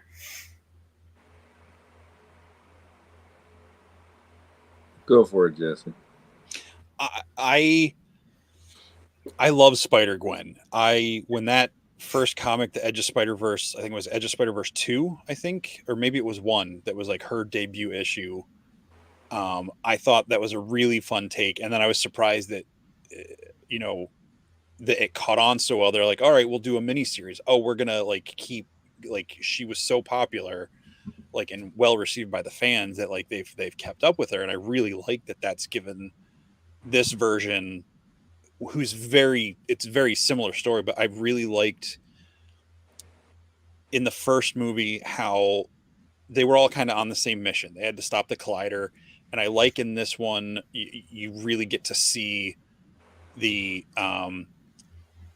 the diversity, like all the different, all the different races and genders, like all of that stuff, but just the diversity of the personalities of the people who are like, they're all essentially the same person, but they're all so different. Like all those Spider-Men in the Spider Society could have been wearing, there could have been like Avengers, and like they could have just been any hero characters. Like their personalities were so different, but they all have like the similar, the canon points that they talk about, like that they have to hit and everything. I love the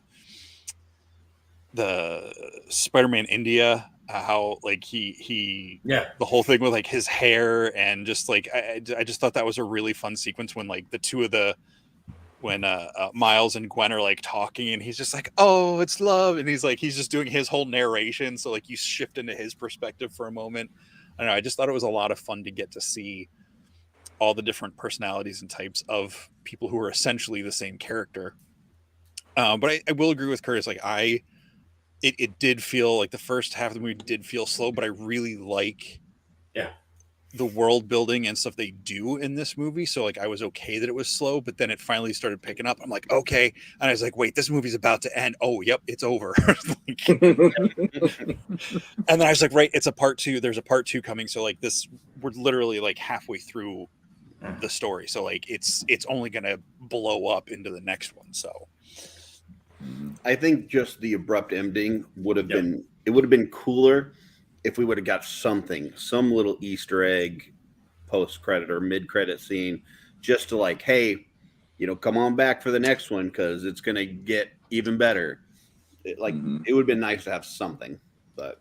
Yeah, like I said, we sat there. We sat through the whole credits because I really expected something there. Just the way, like you said, the way it ended, it's like, okay. But Sean. So for likes, I did like, I agree that the beginning it was a little bit of a slow start, but there was a part of me going, I kind of dig that we get to see Gwen's world this time for a while. We get to actually take some time in there. We get to see what her life is like. And I mean, and right off the bat, you get into the way the animation works in this movie and how nuts that is, that Da Vinci vulture she has to fight. Yeah. And how the multiverse working is doing some of these things was insane. Spider-Punk was definitely a highlight. I love how every time he shows up, he looks like he's made out of promotional materials for punk bands in the 70s. And he's just always has this weird moving quality about him and all that. And I love that he's, like he's a part of the society, but he hates the man. And I love that there's that, like, it's almost confusing, but I like how that works for him, because I love that he sees Miles is the anti-establishment Spider-Man, and I love that he's the one, because they have that whole thing about Miles touching the barriers and using his spider venom power, and then I love that he's just like whole hand, and he just nods at him in that one scene, and then boom, and I'm like, I like him for that. And another, like for me, I love that his parents got, especially his mom. His mom was Miles's mom was. She was just in the first one like a few moments, but now we have this mom where she has that speech to him about, I want to know that my son has a place in the world, and I want to know that he's not going to tell them no, there's no place for me, and she wants him to be taken care of. I'm sitting there with my kids watching this going, I know exactly how that feels, and I love this movie had that with her. I think that's great. And for me, one of my absolute favorite moments, though, was the ending. And the reason why, it's not because it ended. I'm such a big fan of the way they did it. I love that when Peter B. Parker looks and Mayday just points. He looks out the window, and Gwen has Spider-Ham, Spider-Man Noir, Spider-Man India, and Penny, the manga Spider-Man.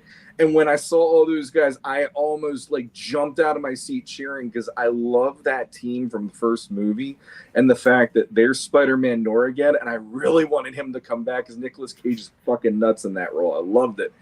And that moment out of anything has me going, you got my money. Just show me what you're going to do with this team fighting everybody else, because that is going to make me really happy in the next movie. I wanted to pull up this comment from Kevin. It says, I absolutely hate time travel and multiverse gimmicks. That said, it worked for these movies. These are the exceptions. I got to agree with that 100%. Like it gets very difficult when they start doing time travel or doing multiverse stuff. Things get convoluted and there's a whole bunch of plot holes and it just really doesn't add up. This one, I felt like it totally worked. I bought into it the whole time. I was, locked into that movie to where, I was in that world. And there was not a point where I go, wow, that's kind of weird, or that doesn't make sense, or whatever. It all really worked for me. So I think they just did a good job of handling that without it, coming across as gimmicky. I think I agree with that. I like time travel and multiverse when they can make it work and it makes sense and it doesn't allow itself to be, and I'm not trying to pick on DC or anything, but when it's like the Flash where it's like, well, I'll just run back and do it again. I'll just do it again. Cause like that's the whole opening of like the movie from 2001 or whatever, the Time Machine remake, where his fiance dies in the park and he just spends thousands of times trying to do it, but she always dies no matter what he does. It's like, all right, we've seen that story. It's been done. How are you going to do it different? And one of the things I think this set of movies is doing is the glitching, especially in the first one. They have a workaround in this one, but it's still a thing that like them being in the other universes is like the universe is trying to correct that. It's trying to, they're not supposed to be there. So it's actively fighting against them being there. So I really like that about these movies and how they make that work. I also want to say too, like I've never, I was talking about earlier about the Spider-Man that I really haven't cared about in the past. Spider-Gwen is another one that I've never gave two shits about, like, at all. And they made me care about Spider-Gwen. Like, I loved the way that it opens with her kind of telling the story, and then it ends with her talking about like joining the team. So it's almost as if the entire movie is her telling that story. I know we've talked about this like with Thor Ragnarok, is like Thor is telling that story, and then when you go to Love and Thunder, it's like Korg is telling the story. Yeah. This was really Gwen telling the story of what happened, almost like a sales pitch to the other Spider-Men to join her group. Yeah. It was like the whole movie was just a sales pitch on why they should join her and help her. So I loved that it kind of started with that and ended with that. And then the stuff throughout the way, like with the relationship with her father and stuff, like she was not a one-dimensional character. This wasn't just hey, we're going to focus on this female and make her the focus of the movie and, all this and that. Like there was really depth to that character. And I loved the art style that they used for her world. Like, especially when she's in those moments with her dad and like when she's sad, there's like a lot of blue. And then when they go and hug, like all of a sudden that blue starts to drift away and you see like the pink kind of overshadowing the blue. And it's just like you can, through the color, you can see the emotion of what's going on in the scene. So yeah, they totally got me to care about her character throughout the movie, which I was not expecting. So that was cool. Yeah, this is like, I feel like watching this movie, the way it started, and definitely by the end, I was like, okay, this is Gwen's movie. Like it's Miles is the focus of it, but this is Gwen's story, whether it's just her, like you're saying, like her telling it, but and I think that's really cool where Miles is still the protagonist, like the main character, but it's through Gwen's story, even though we got so much time, like Sean was saying, with his mom and the dad and stuff. Which, obviously this is a different version of Miles than the comics because they're I don't want to spoil that. I'm not going to say that because something happens in those comics that's different. Well, because in that world, Peter is still a teenager Mhm.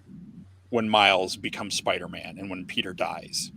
Like, he's not a full grown adult. Like, Miles in the comic world becomes friends with MJ and Gwen from his universe, and they're only a couple years older than him. So like he ends up meeting all of them in the anime from their world. So I like that it's still yet again a different version of all that. And yeah, the Gwen's world, like how that was basically like a mood ring of her. Watercolors. Yeah. Well, it's like a mood ring of her emotions. Yeah. Is the way I really thought that was a really interesting way to, and I like how every world is a little bit different the way it looks, Mhm. and the artist style and everything, and going into the other worlds as opposed to just all the other worlds coming into his world in the first one. So, And as a parent too, it's the relationship that you see like with Miles as Spider-Man talking to his dad about how to raise his son. Yeah. It's very interesting. to space. Right. And then seeing him interacting with his parents at like the parent teacher conference or whatever, and then see the, kind of the conversations that Gwen and her dad has, like that parent child relationship was really kind of center stage throughout the movie. And I enjoyed that part of it as well. Like it for this being a movie that I would think a lot of parents are going to bring their kids to, there was some really good themes in there that it showed like how to support your kids, how to be there for them, but at the same time have boundaries and stuff. And I just thought it was good in that respect. I completely agree with everything you guys are saying. It's like I felt the same way watching it. It's like, okay, yeah, it's kind of slow in the beginning, but looking back on it, I'm like, but it's got to be like this is where the whole Gwen stuff. That's some of my favorite parts of the movie. Where especially like her and her dad in the beginning, where he's like, he catches her. He's head of the task force to catch her, and he does, and her taking off the mask and him still, put your hands up like I'm arresting you. Yeah. And just seeing the little differences where her Peter Parker became the Lizard, and it was good stuff. And seeing that juxtaposition between the parent sets where it's like she finally gets to go see Miles, but like she knows they're in two different places. Like her dad wants to arrest her at that time, and his parents are worried about getting him into college. Like it's very relatable and very well written. So I think you guys covered that very well. So I'm gonna say I really liked the Spot much more than I thought I was going to after seeing the initial character design, because I know back in the 90s everyone was buff, but like the Spot was no exception. He was a supervillain, like, and so seeing the first previews with like that schlubby dad bod Spot, and then like the antics in the convenience store and stuff, I was really prepared for it just to be like, oh, he's the comedic villain.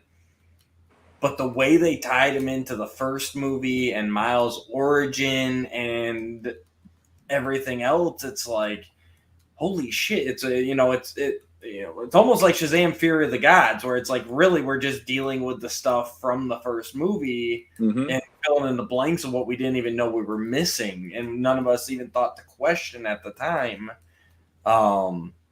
And then just the way he, because he's a laughing stock and nobody's taking him seriously, he ends up becoming this big bad villain, getting all the energy and everything. And, by the time Miles, realizes he should take him seriously, it's too late. It's setting up that perfect Spider-Man thing of, I didn't take care of it, so now it's going to come back and bite me in the ass. But yeah, it was a great performance throughout by the Spot written and everything else. Like I enjoyed the hell out of him as the villain. I thought they did a good job too of balancing out the humor elements with the serious elements, where it wasn't like it went full, Thor: Love and Thunder. Like It was a good mix of it had some funny Spot stuff and different things throughout, like the interactions with the parents, and there were times that you had a good laugh. but it never was silly or stupid to where it took you out of the experience. And it never cheapened it. Yeah, and Yeah, I did like when they told him to stop talking about his holes, though. That was, the thing that got me and like in the theater, I was like, holy shit, because the first movie, I noticed when they were at what is it, Archamax or whatever, or Alchemax, and they have that part where Peter B. Parker and Miles are running out of the lunchroom, and then he had the bagel and he throws the bagel, and you actually see it say bagel when it hits the guy in the head. Yeah.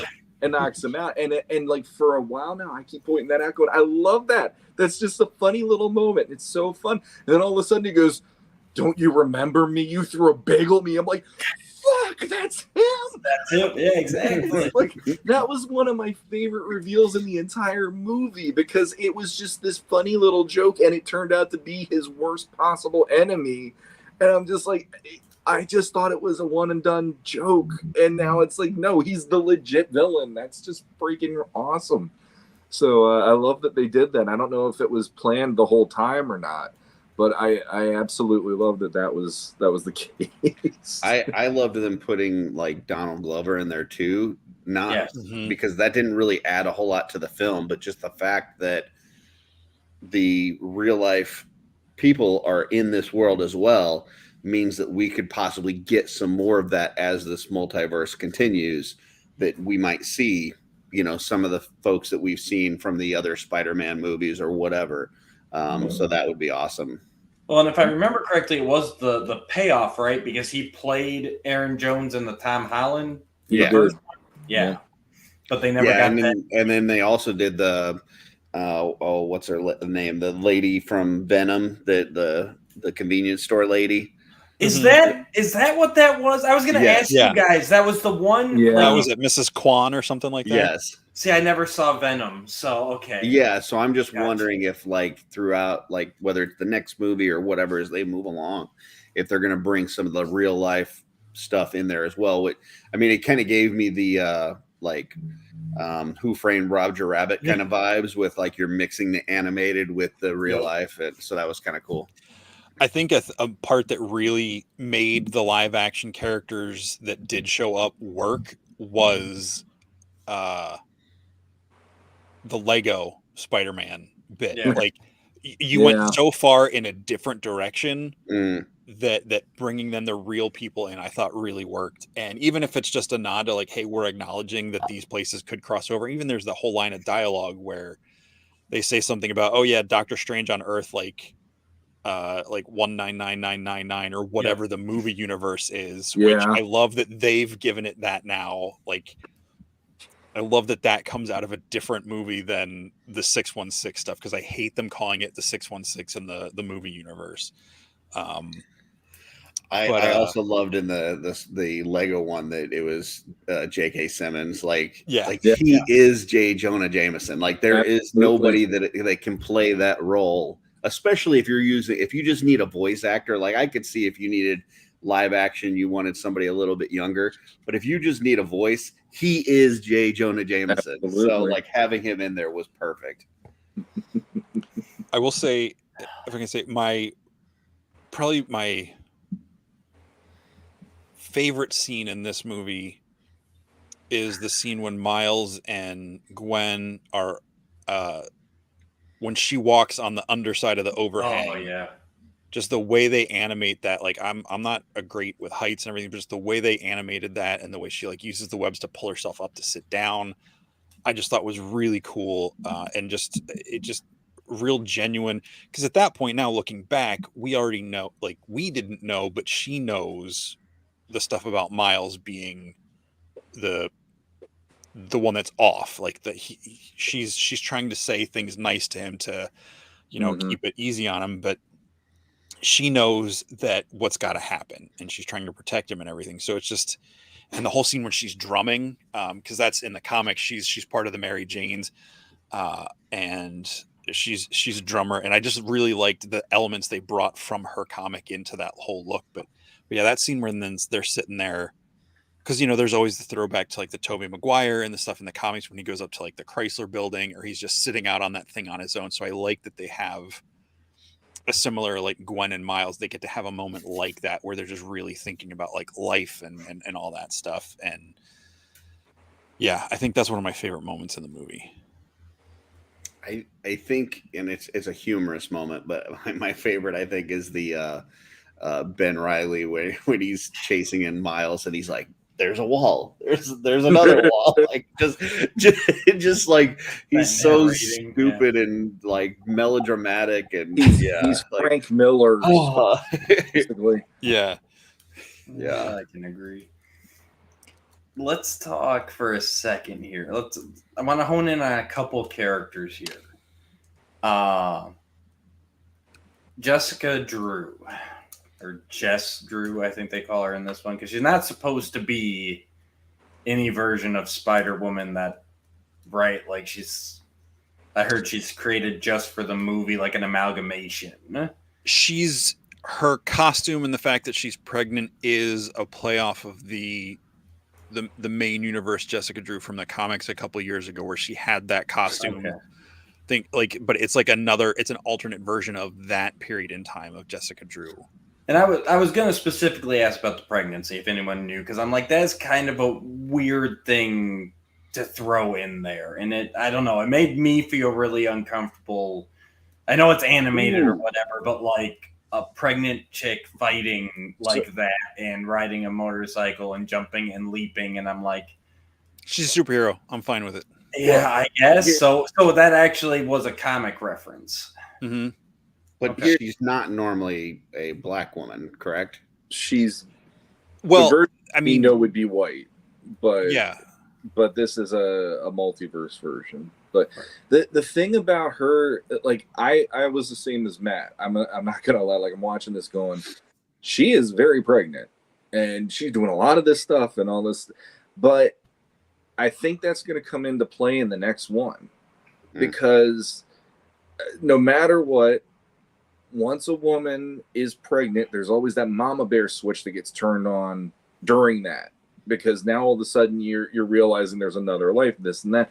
I think it's going to play into what helps change her mind to go against 2099 in the next one, because they're kids. They're literally like Gwen is still a kid. Miles is definitely a kid. And I think that's going to be something that psychologically she's not going to be able to handle that after a certain point. And that's generalizing it a bunch, but I feel like that is something that's going to come into it, and it'll end up being kind of like how Miles's mom was with him in this one, looking at, her son or whatever, but we'll see. Or she's the one guarding the house, and she ends up going into labor and distracts her, and that's how Gwen and them get past her. Could be. Okay. The only problem, I didn't have a problem with the pregnancy thing, because I know that in the comics there was a spot where she was pregnant. So that didn't bother me. The only thing that bothered me was that it felt like that they race changed her just to race change her, because we didn't get the other. I understand it's a multiverse, but we didn't get the version that we've seen in the comics. We only got this version. So if we had seen in the multiverse the version that we're used to in the comics and got this one as a multiverse difference, I would be like, okay, that makes sense. But to replace the one for the other, now that you mention it, I'm surprised we didn't have the traditional one in the background. Yeah. We haven't gotten, as one of the main characters, a regular Peter Parker either yet.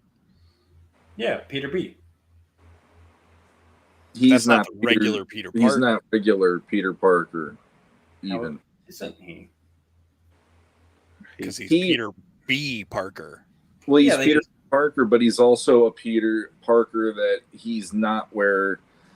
He's the one that's already lived all that stuff. That's what I'm saying. He's our mainline Peter Parker. I don't see him as the main one, because he's made more mistakes than Peter Parker. He's Peter Parker at time. Like, he's I feel an older like Peter Parker, but he's still Peter Parker. He's still he's Peter an older, Parker, but he's not a wiser. That's the way I look at that. He's lived through all of that. But we haven't gotten the Tobey Maguire, the Andrew Garfield, Tom Holland. We haven't gotten that Peter Parker in this universe, other than the Lego one. Because really. we're past that time. But all I'm saying is, I think we're going to get an actual live action Jessica Drew at some point in the MCU stuff or in the Sony stuff. So not having her in this has, like, if we get that at some point, then I withdraw my objection. But right now, it just feels like we did this just to do it. Like we needed a black woman in this movie, so we race changed this one without having the actual version that we've seen from the comics in there. And out of all, pregnancy uncomfortableness aside, to me, out of all of the main characters in this movie, she was the one where I'm like, why is she here? Why does she have this role? Like, why is she Miguel's second in command? Like, she really doesn't do anything in there to, she's not stand out. She's not like she's the most one-dimensional character out of the main characters. Because she's a second in command. That's what a second in command does. A second in command not really, because like the Ben Reilly had more character. Like everybody else had more. I see what Dude is saying. Like they did not develop her character. It was just like, hey, she's just there. She's a badass pregnant chick on a motorcycle. Now I will say Miguel's a badass. Like that dude, I was legitimate. Like there were some scenes where I was like, this is kind of terrifying. Like this dude's he's imposing. And like the way they did the artwork, especially like when he was like there was one scene where he was kind of like coming at him and like his like claws were out and stuff. Like it was I don't know if you'd call them claws, but it looked like it because it was like pointy. It was weird, but yeah, he was terrifying. Yeah, he's definitely very imposing, and that's actually the second character I really wanted to dig into because, I collected 2099. I remember the Venom issues in that really stand out in my mind, but at the end of the day, I really can't remember much about Miguel O'Hara. And so, does anyone remember, or Jesse, you're usually our comic guy, is he a vampire, and has he always been a vampire? I have no idea. Okay. I've maybe read a dozen comics with Spider-Man 2099 in them, but they were never his own title. That was like when he was in a regular Spider-Man book. So gotcha. I know very little about in the comics where he has like fangs, but whether he's a quote unquote vampire, I don't know that I've seen that. Well, he was ready to take a chunk out of that vulture, yeah. But I have seen him with illustrated with fangs before. I mean, a quick Google search says, contrary to Gwen Stacy's vampire comparison, O'Hara doesn't possess a vampiric thirst for blood. Instead, his fangs generate a non-toxic, paralyzing venom, likely the weapon he sought to employ against the medieval vulture in Across the Spider-Verse. He's trying to paralyze it. Yeah, okay, so I mean, I think she said something like vampire-like. I don't feel like it was a flat. I'd have to watch it again. I don't remember. I don't remember one of those things when they said it. I was like, I felt like they said something like just to side to be like, well, he's not a full-on vampire, but he's kind of vampire-ish. Like I don't expect the wording, but gotcha. So and it's kind of interesting to me that the lead, like you were saying, we barely, depending on how you look at, barely have a mainline Peter Parker in here, and yet the dude who's really trying his hardest to keep the Peter Parkers in line is Miguel O'Hara, who's barely a Spider-Man in the sense at all. And 2099 very much did their own thing. Do we think that he's wrong? Yes. You guys think that he's wrong for what? Yeah. He's so worried about these canon events with these characters, but you already saw within the movie Spider-Man India, that was supposed to be a canon event. He's still a Spider-Man at the end of the day. He's literally on Gwen's team, so that was that proves you're wrong. And that to me it was like that dude could still be Spider-Man, and he doesn't need to be taught the lesson that Peter had to learn. You know, like, Yeah. because I don't know, it's very much he's pushing his own issues on everybody because his didn't work out the way it was supposed to in his mind, you know, and it's like that's not everybody's fate. That shouldn't be how it works, and that's why I like that moment in the movie where Miles is like, "You keep telling me that I'm supposed to do this. I'm going to do my own thing." I'm like, "You're damn right. You do your own." But it's thing. not just him. Like I mean, at that one scene where Miles is trying to get away, like everybody's chasing Miles. Like everybody is like trying to, you know, stop him from getting out of there and stuff. And so there is some sort of, you know, hey, if Miles goes and just is able to do whatever he wants, he's going to mess shit up. And so we need to stop him. So, I mean, it feels like at least they think they're doing the right thing. Like at least Miguel thinks he's doing the right thing. Oh, yeah. That's typical villain I don't even process. He's in the right no matter what. Yeah. See, I don't even think he's the villain. He's an antagonist, but like he's not a villain. I think it goes back to the whole Batman and the thing we were talking about earlier with having the whole files on the Justice League. Like it's, I think he thinks he's doing the right thing. Miguel in this instance can't see a picture or a way around the situation that doesn't resolve the way around what he's experienced or what he has tested to be proven to be true. And so he can't accept, because he tried it so many times, he can't accept new information on that. He's basically gotten himself into a dogma and then passed that on to all these other Spider-Mans, Spider Peoples, whatever. And they're all similar enough that like, that makes sense. You know, it's like, I mean, as soon as he started explaining it as a fan, you know, the story, it's like, oh, that kind of makes sense. Man, he's being a dick about it. Yeah. Like, I think he's genuinely trying to do the right thing, but in his story, he didn't just prevent, unless I'm remembering it wrong, he didn't prevent something from happening in his life. He like took over someone else's reality. Right. He jumped to another reality where their Miguel died. Right. Assumed his life. Yeah. And so by that's being there too long, destroyed the entire universe. Right. But it wasn't just like he stopped this canon event from happening. He changed it. Right. Like he completely changed. Yes. Yeah. Miles being bitten by a spider from a different universe. Like that's a whole different, you know, and that's when the whole wibbly wobbly timey-wimey stuff is like, all right, there's only so far you can realistically take this stuff. But like, he didn't just stop his event from happening. He is changing a different reality. But that's the funny thing to me is that was what the Kingpin was trying to do all along in the first movie. Mm-hmm. And now we saw the other side of it because he never could make it work. And that was the crux of that whole movie with him killing Spider-Man and almost killing Miles at the end because he wanted his family back and he couldn't get to that point. And even when his family saw him, they ran away from him, even if they were like ghostly images seeing what he's doing, just like in that reality. So I like that we got the other side of it then. Here's a guy who actually got it to work.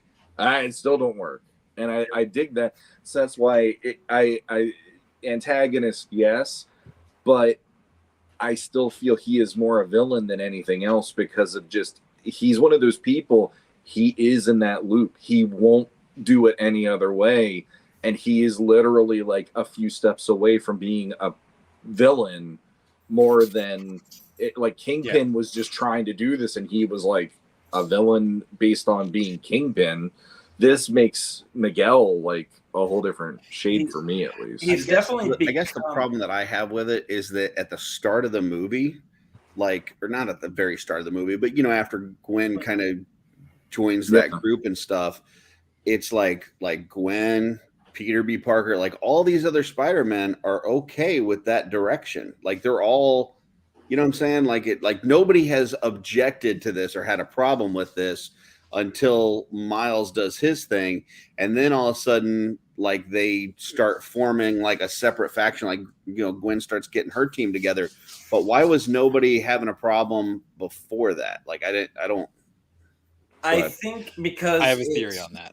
Okay, I do too. Go ahead, man. Well, I know we've talked time travel, but they really don't time travel really in this. It's Correct. 2099 is from a future society, but it's like that's where his universe is right now. Right. So like I think for the majority of the universes, they are already past those canon events. They've happened. Miles is the younger one because of the spider being taken out and gone to his, like, because that universe already had a Peter Parker who had already gone through his canon events. So now we've got Miles, who's a younger one, and honestly Gwen. Because remember, Miguel had a big problem at first. Like, he did not want to take Gwen. Yeah. And that's kind of what those two have in common, is both of them are younger Spider-Mans that haven't gone through all their canon events yet. So I think that's where it's, you know... Yeah, I get him not wanting her to join. I don't get why she was so accepting of their mission and what they were doing. Well, like, I don't think she was... even when they first show up, like in Miles' reality, like she's fully prepared to work with them and, you know, kind of whatever. Because she has nowhere else to go. Her father wants to arrest her and put her on trial for the murder of her best friend. Yeah. Like it's the runaway girl where it's like, okay, where else do I go? So I have to go along with this. And just real quick, Jesse, to Sean's point, I will agree he started as the antagonist, Miguel did, but now he's going into full villain territory because it's not even to the fact where he's just going to stand back and let canon events happen. He has gone to Miles's universe to prevent Miles from potentially altering canon events. It's like, okay, so now you've made the switch throughout this movie from antagonist to villain because you are purposely going out of your way. You can't just sit there and go, I'm just going to let this stuff happen anymore. You're going, nope, I'm going to make sure this dude dies. Yeah. Sorry, Jesse. Go ahead with your theory. No, that's right. You hit the nail on the head. I was going to say that I think because at least Gwen and Miles, the ones that are most sympathetic to Miles's thing are the younger spider people. Like you've got Penny, you know, she shows up on board at the end. Obviously, the cast from the first movie is more on board with him.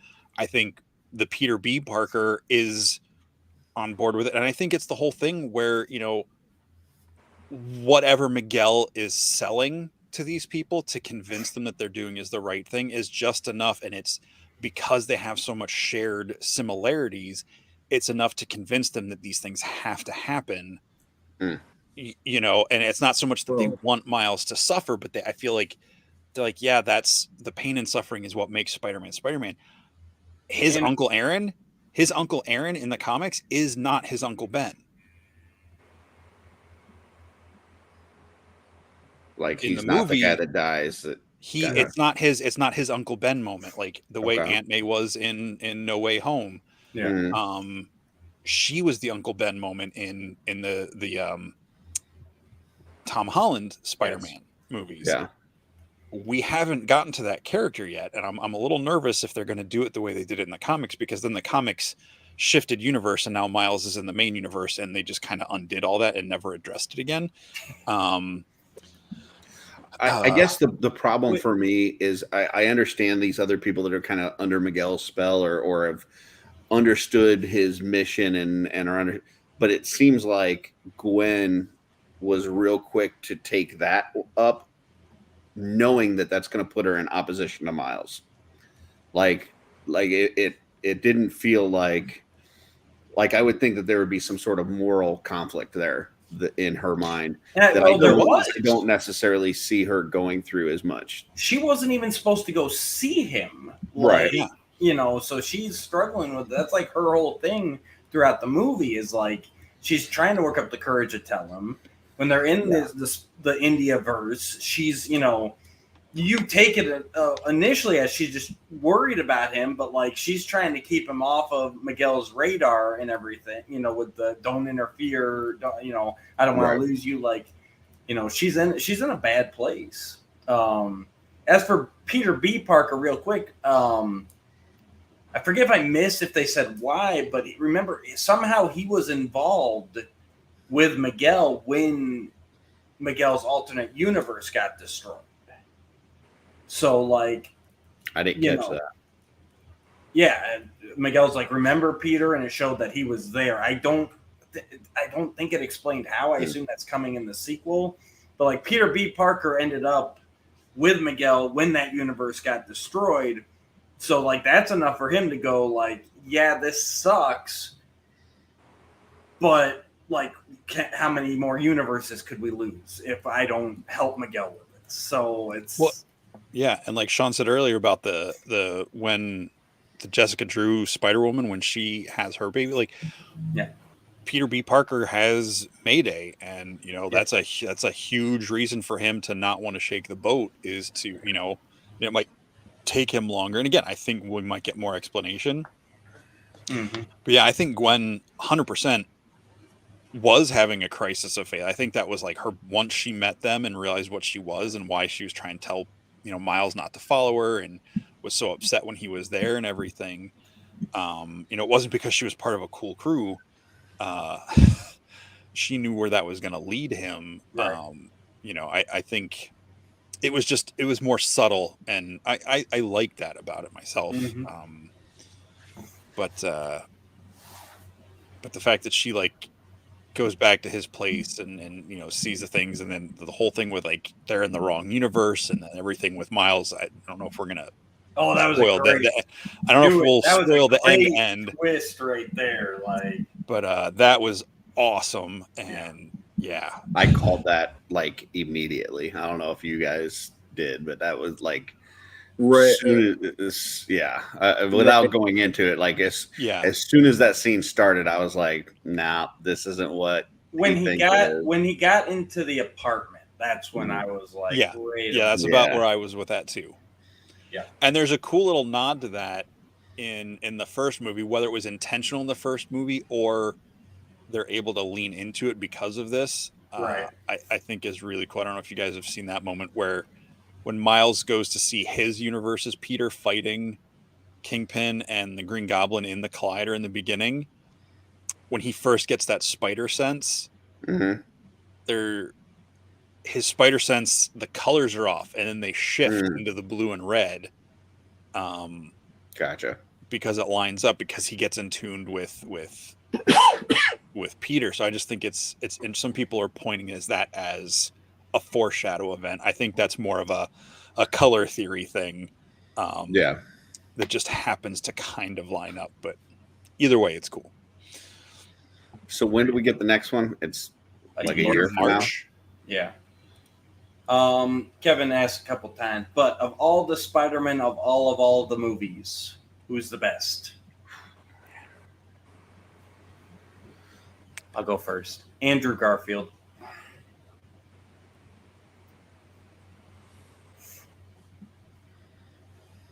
I'm just going to assume everyone agrees with me on that. No, I don't. Again, he didn't get the best movies, but I liked him overall as Peter Parker and Spider-Man the best out of the ones that we've had.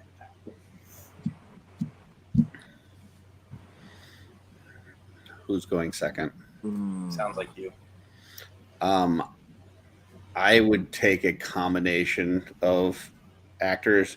I think that as Peter Parker, I like Tom Holland. I think the build and just the look and everything is right.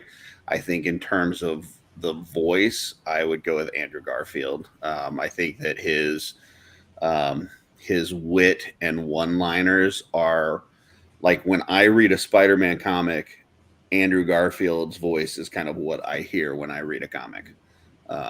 But as far as look, though, he's too tall. He's too big for me for Spider-Man. So I would go with Tom Holland's look and Andrew Garfield's voice. You still thinking, Sean? I'm still debating. I'm almost gonna have to do a Curtis answer on this one. But do you have one? Yeah. Go for it. Tom Holland all around. I hope with more movies that we get to see him leaning more into that full Spider-Man persona with the zings and the one-liners and stuff. I do agree with you that Andrew Garfield is great at that, but I don't buy him as Peter Parker. Mm-mm. I don't think he does bad, and it's another alternate reality or whatever. He's too, I mean, he's goofy and clumsy and stuff, but he's too cool. He's too cool for Spider-Man or for Peter Parker, and I think Tom Holland just overall lands the whole Peter and Spider-Man combo the best as a whole.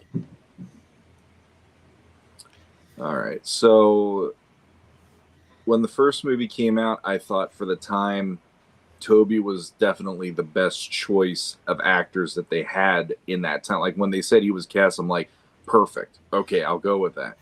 After 3 movies with him, I never felt he was perfect because he could never pull off the one-liners. He always sounded like he was a little high under the mask if he was voicing Spider-Man. He never could pull that off. But there was this, it worked for me for what Raimi was doing. My favorite would be Holland because I absolutely love how jittery and nervous he is. And you can tell he's trying to do the right thing. But I got to give an honorable mention to Garfield because his movies have these moments that just make me cheer. Like the first movie, there's that sequence on the bridge and the kid's stuck in the car and it's on fire and all that. And I don't care what anybody says. I love that when he takes the mask off and he's trying to show the kid, look, I'm trying to help you. And he gives him the mask and says, it'll help you be brave. And then that whole sequence, and then the fact that pays forward to the father of the kid helping him at the end to fight the lizard was really sweet. And then the other one that still gets me to this day, and I get chills just thinking about it, is the ending of Spider-Man, Amazing Spider-Man 2, because I love that he looks out for that kid, and he's getting bullied, and science project gets broken up, and he fixes it. And, I'll walk you home. Hey, what's your name? I'm Spider-Man, and all that. And then at the end of the movie with the kid breaking the police line and wearing the suit and pulling the mask over his face, it gives me chills every time. And I love that when he's like, hey, I got this. You go back and take care of your mom. And I was like, in the theater, I'm like, you ended that on such a freaking good note of that Spider-Man again right there. And I love that they brought it around. So for like that heart that they put into those movies, I didn't like the movies in general, but those little moments were moments where I'm like, dude, that guy's freaking great in that role. But Holland, for me, overall, eclipses them all. Just there's a charm he has that it's unescapable for me. I think he's a much better Peter Parker. If you had a movie that was all the only thing that we saw was Spider-Man, there was no Peter Parker. We just saw Spider-Man, and it was all like the CGI suit and that kind of thing. Yeah, and you just needed a voice and somebody to do the lines. I'm taking Andrew Garfield all day because I think like during those fights, like he nails like those little funny lines and all that kind of stuff. Like he is it. Mm-hmm. But yeah, if you're gonna do, like the Spider-Man movies that we've gotten from Sony, the Tom Holland ones, it's very Peter Parker heavy. And if you're gonna do a Peter Parker heavy movie, I think Tom Holland's the one you got to have because he's the most believable when you look at it. They're like, okay, this is actually a teenager that fits in this, and I can buy that he's kind of the, without powers, he's kind of the dorky kid, in school kind of thing. I get it. Whereas Andrew Garfield, like Jesse said, he's just too cool. Like, I don't get, like, I love some of his stuff, but it's like, no, there's no universe where he's the nerd, little kid. I almost wish for Amazing Spider-Man, especially because that franchise came out so close after Tobey's movies. Yeah. I almost wish instead of completely rebooting, going back to high school, that they had, rebooted, but done the college years and like as he's graduating and working Daily Bugle full time with Andrew Garfield. Like, I think that would probably take away some of that because Peter did get pretty fucking cool as he grew up and came into himself. And, he had the motorcycle for a while and everything else and started, dating Gwen, and so like it's. I think that would probably have helped people better. If Garfield would be an Spider-Man. excellent live action Peter B. Parker. Yes, Like if they did a movie, a Peter B. Yes. Parker movie, he would be 100%. perfect. That's what I'm saying. The way he played it in No Way Home almost was. He was the one that had the most his Gwen moment ended up being that moment for him where, like in Spider-Verse, where he's like, I love you, Miles. Do I want to be a dad? Kind of thing. It's like that him saving MJ in that movie was like that moment for him. And I love that he's like, you guys fought aliens? I just fought a lizard guy. I love that he felt like the worst of the Spider-Man because he didn't have a really cool supervillain to fight. We forgot to mention the part of this movie where you've got all the Spider-Man doing the pointing, Yeah. Oh, that was so good. Like I thought it was good in is it No Way Home? Yeah, I thought it was good in that. But this was even better because you had like whatever, a couple hundred different Spider-Men, and it's all like in groups of 3 going. Yep. Oh, it was so great. Oh, it's good times. No, excellent movie. I'm very much looking forward to part 2. That honestly, my biggest complaint about this is how it just ended. It would have been nice to because it really did just feel like it just stopped mid movie. And that's about my only big complaint is I wish that we had kind of a button on it to where, you felt like you got some sort of a story here. Empire Strikes Back ended with a cliffhanger, but you still felt like you had a whole adventure there. Whereas this one very much felt like mom hit stop because it's bedtime and you'll finish the movie later. Even if it was a tease for another movie, like if they gave us like a Craven tease or something, like that would have been cool. No. I saw that trailer. I'm glad they didn't have that. Really? I thought that trailer looked good. I haven't watched it. As an action movie, it looks cool. As a Craven movie, and he's not even a character I really care that much about. Yeah. Oh, and I shouldn't say I don't care about, but he's not one like I'm super invested in. Like getting powers because a lion bled in an open wound. What? Like I don't know about that part. That part he drinks. But he makes I like will a say when I was a kid, or something. Like when I was a kid though, Craven was my ultimate Spider-Man villain. Like when I thought of Spider-Man, like the villain I thought going against him was Craven. He's a great villain, and I think Aaron Taylor Johnson's a good actor. I will see this movie, but I'm going into it with Morbius level expectations, which is that's fine. jack squat. Do we want to talk about Secret Invasion? Sean, did you watch it this week? No, I didn't watch it, but if you got to talk about it, real quick here, you brought up an interesting point, and yours is probably Craven, but out of all the movies we've had, including these animated ones, like who is the villain that you'd most like to see face Spider-Man that we haven't yet? That we haven't yet? Haven't yet. For me, it would be Craven. For me, it would be, and I know we got a version of him in the first fight, but the traditional Scorpion, Matt Gargan, he was one of my. He's probably for me the equivalent to you of Craven. Like he was the coolest non-main. Like I didn't consider him the main Spider villain, but like he was the coolest of like that B squad to me.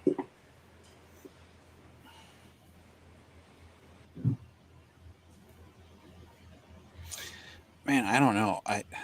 It'd also be cool to get a real Rhino, not the guy in the metal suit, but like an actual Rhino. Yep. Would be cool. Dude. Yeah, that would be amazing. That was going to be my answer, but I was about to discount it based on he did show up. But like, if you want it to be legit, it would have been awesome to see a legit huge guy as a Rhino trying to trample over him.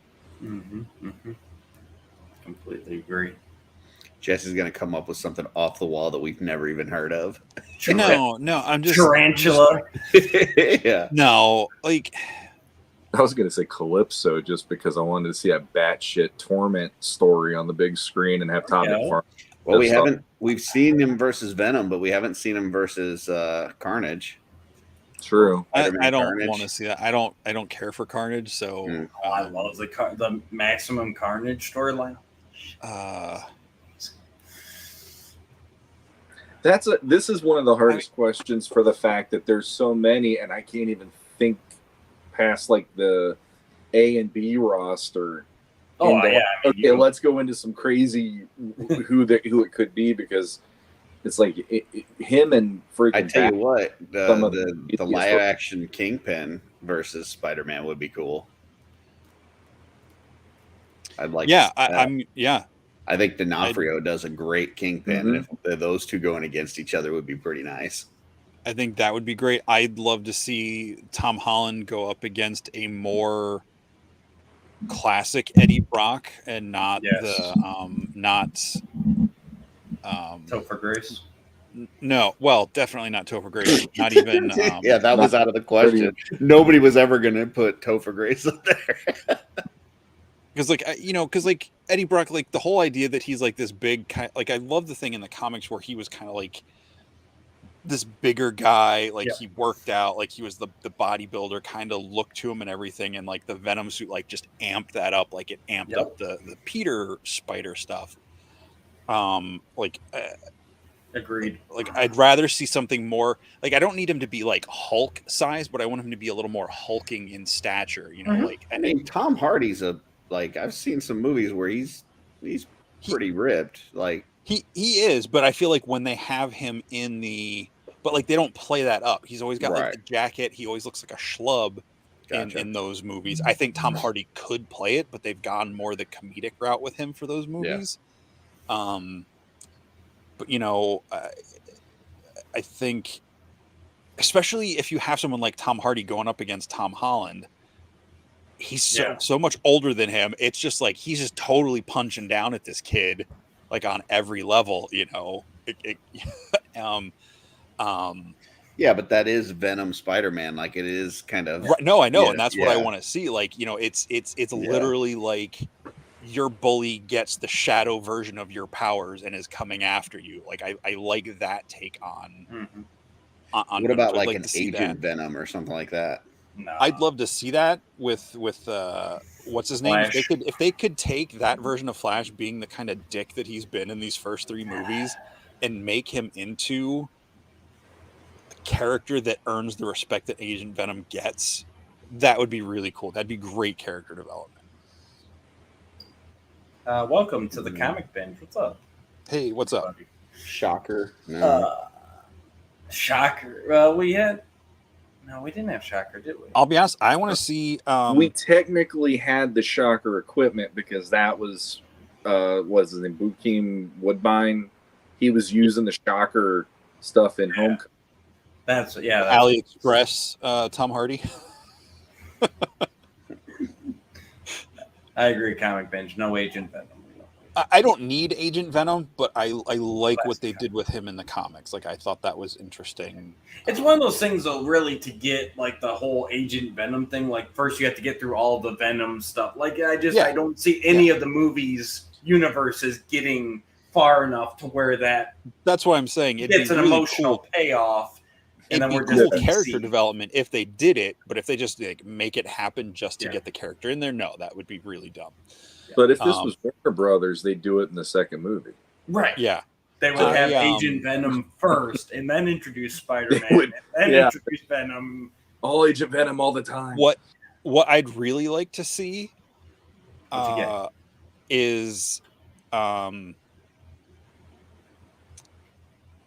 Daredevil, Punisher, Spider-Man. Okay. Nice. Because we've already established Matt Murdock with him. We already know that a version of Punisher that exists with Matt Murdock exists somehow. So if you could have this thing where, you know, you've got John Bernthal's Punisher coming after Spider-Man, and then somehow Daredevil gets involved, and you know it's the 3 of them going up against Kingpin, or you know, Kingpin's forces, and one of them has to take Kingpin on. I don't know, but the three of them, I think, would be a really interesting. And I'm hoping that's where they kind of go with it post No Way Home. You know, get Spider-Man back to the streets and have some of that fun stuff. Yeah. Well, Murdoch I is a agree. really good lawyer. I don't know if you knew that. Yeah. Yeah. Yeah.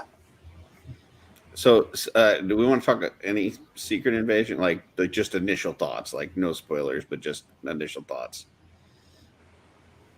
Meh. I enjoyed it. I think it's a slow burn. I think that the AI part is crap, regardless of whether you think they should use it or not. It just looks like shit. Yeah, and it's long and boring. Yeah, it's long and it looks like shit. Yeah. The storyline so far is. I've learned going into these things that you've got to give it time to kind of build the story. But considering that it's only 6 episodes, and we're already 1 episode in, I just feel like it's going to be a letdown, especially based on what we know Secret Invasion from the comics.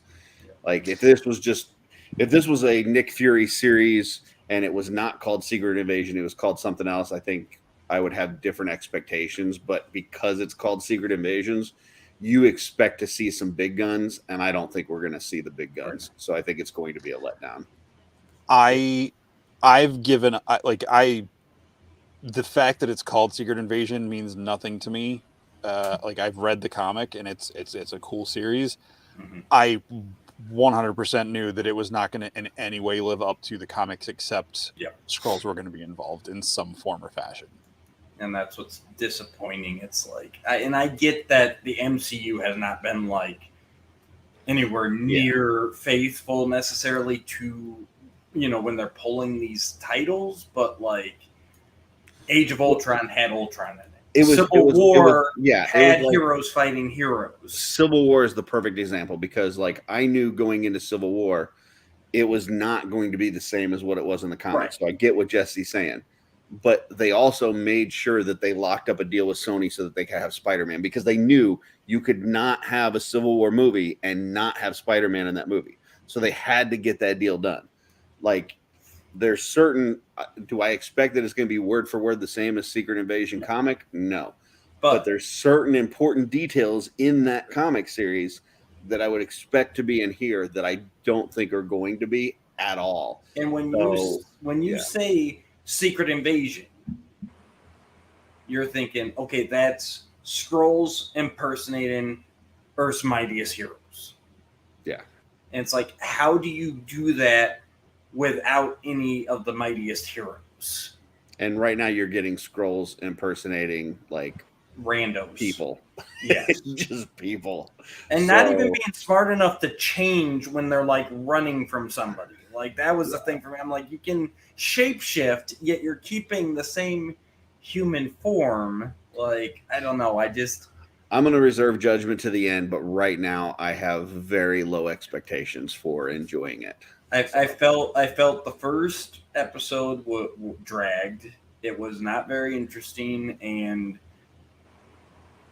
the Nick Fury character here was not as compelling as we've seen him before. And like they didn't set up the Skrulls. Like I don't care about any of these characters. I don't know any of these characters. I don't disagree with you one bit whatsoever.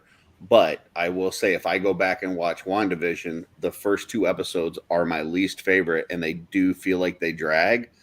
But that series overall is the best one I think that they've done. So, and I understand why they had to do the 2 episodes the way that they did because it sets up everything else. So I'm giving them a little bit of a break and saying, this is the runway to get it up to speed. I'm hoping. But I don't know that the payoff is going to be there the same way it was with WandaVision. But we'll see. I mean, you set up the Skrull invasion, but really we only saw Skrulls in Captain Marvel and Far From Home, right? You saw him at the end of WandaVision as well. Yeah. Yeah, they were. Mhm. Wasn't that with Monica? And it was like Yep. at the very end. In Yep. the movie theater. Yes. Oh, okay, yeah. That. Yeah. Gotcha. But yeah, I kind of wish that they had kept this for a little bit later. We know they're planning on introducing the Fantastic Four at some point. So it's like, I don't know, it's one of those things where it's like maybe this was a little bit too early. But same as you, Kurt, I'll finish the 6 episodes and maybe my mind will be turned around. But right now, just like going into it, it's just kind of I have low expectations. Yeah. I mean, like one of the most iconic covers of that Secret Invasion is the one with Cap. And we know we're not getting that. Like, we're not getting a Steve Rogers. No, he's already retired. Right. So we know we're not getting that. So that's already kind of a letdown. But it would be nice if we got something like that, some big hitter. I just don't know that that's going to happen. So I don't think. We'll see. Cautiously optimistic. I'm, like I said, other than the AI thing, I enjoyed the story. I like the acting. I do feel, as much as I like Sam Jackson and I like story-wise, it makes sense what they're doing with him, but I feel like from WandaVision to Multiverse of Madness, there's a huge chunk of his story we're missing, and we get a lot of exposition on that, but it would have been nice to have seen some of that. Yeah. And maybe we'll get a flashback in this series somewhere, like we got with Monica and with some of the other characters. Maybe we'll see something, but that could help. Do you think that they do anything with that? Like obviously at this point it's too late in the game to redo the whole opening sequence or the title sequence, whatever. But do you think they shorten it or cut it out altogether? Based on the backlash, do you think they do anything with it, or they just run with what they've already put out there for all 6 episodes? I'd be fine if it just, even before I learned that there was AI involved in it. I didn't like it. Like the shifting aspect of it was interesting, but it just felt like, man, this is a really long intro. It is really slow, and it is not getting me hyped for what's coming. Like I was like, oh, please. It's slow, methodical, and an art style that they haven't used really before. Not even the AI, but just the weird like watercolor type nature of it. It was just weird. The Daredevil intro on Netflix, which I know is technically not MCU, I guess, but like I thought I liked that, but like I would skip it after I watched the first time because like it was cool, it was interesting, but it was slow and like but it was really cool looking. This one feels kind of the same, but like the visuals of it I didn't like, and I was like, man, this is really. I mean, I know it's going to be a building, spy thriller kind of thing, but it just. So do you think they make adjustments or no? Like, do they shorten it? Do they remove it? Do they just leave it as is? I hope they will, but I think they'll just keep it the way it is and roll. It just seems ridiculous. It seems like a ridiculous intro to me because like Andor, I know, not diving into the story, but like that's a fairly short intro. Like the letters tilt up, the sun, the focus, boom, we're into the show. But this it just feels like having really long intros like that feels weird. Maybe it's just going to be on the first episode and it'll just be title cards, I hope that just Secret Invasion. Let's go. Yeah, I'd be okay with that. If you're gonna have a long intro, you have to contact Jeremy DeWitt, and you've got to get him to write you a song. If you're not gonna do that, then that's the rule. If I can see them changing it, if they think they're gonna lose money over it, if they're not gonna lose money over it, or it would cost them more money to change it, I don't see them doing it. Gotcha. I don't see them changing it. I wouldn't be surprised if it gets shortened. If it goes I don't know how long. It felt like a fucking eternity, but let's say that it's a minute long. I wouldn't be surprised if it gets cut to 30 seconds. I feel like I started watching it Wednesday night with my mom, and I'm still watching it now. There was a point where I was watching. I'm like, is this really still going? Like, what are we doing here? It's really selling the show for me, guys. I'm telling you. Yeah. I'm glad No, we- it's not the show. It's just that intro is. yeah. But Just the intro. we'll see. All right. Well, I think that's a show, boys. I think it is. Oh yeah, I like how we were gonna, have one topic, so we would only do a 2-hour show, and here we are. No, we Actually, Dude said that we would definitely fill the time. Yeah. I said I don't want to go 4 hours again. That's why we were having one topic. Yeah. 'Cause it definitely would have been 4 hours if we added something else in there. Whew. Thanks to everybody who joined us in the chat. Hit all those like, share, subscribes, all that. Curtis, where can they find us around the internets? On the Legend Daddies Facebook group. Who's your daddy? What does he do? I almost changed the name of the group today, but then I found out that it has to save for 28 days, and I thought Yep. the other 3 might get mad at me, so I didn't. But I almost changed it to Legend Daddies. It'd be nice if you could just do that for like a week. But Yeah. once a month, basically. I did that wrong.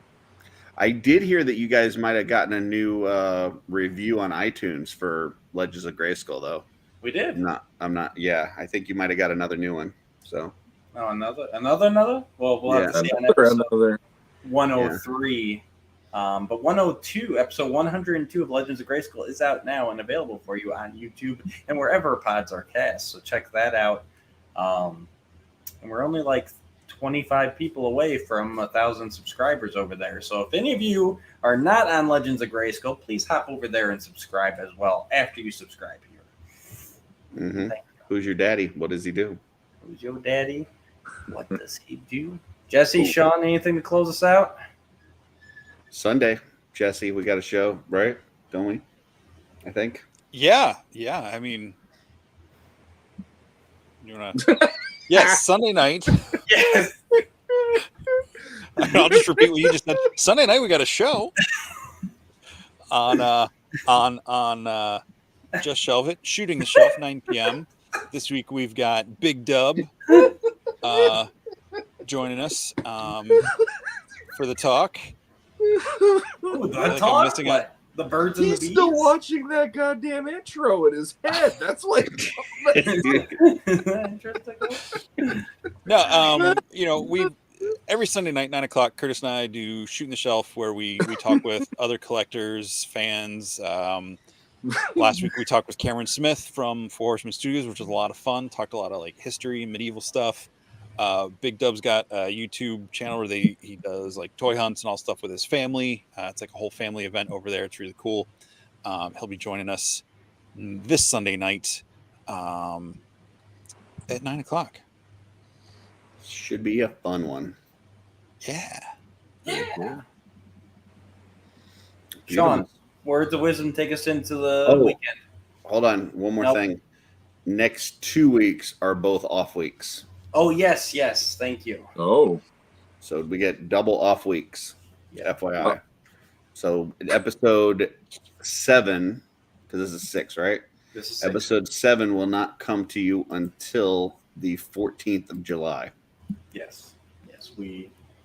We base our schedule on Jesse's D&D schedule, and every once in a while it's got this weird shit. Because Jesse's D&D schedule is the 1st and 3rd Fridays of the month, and sometimes 5th, like sometimes Y. So there'll be these weird little shifts every once in a while. It's 3 times a year there's a 5th Wednesday or 5th That Friday? Would be once in a while, yes. Yeah. That's- Sure. Yes. It's Jesse's world, people. We're just living in it. Jesse's Yeah, I world. I we're wish that I had Jesse's world. We're just living in Jesse's world. Sean, take us in the weekend.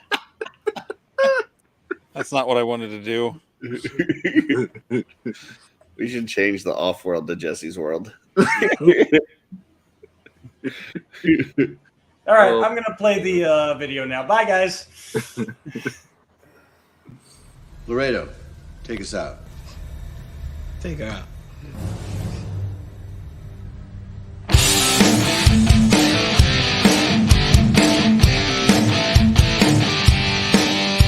Alright!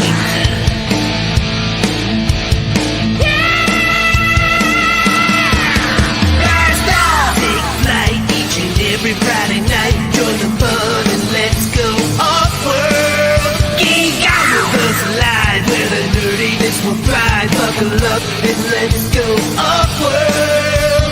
Toys, comics, pop culture news, movies and so much more. Matthew, Jesse, Curtis, and Sean are your guides on this fun-filled tour. Take flight each and every Friday night. Join the fun and let's go off-world. Let's go off-world. Let's go off-world. Hey, hey, hey. Let's go off-world.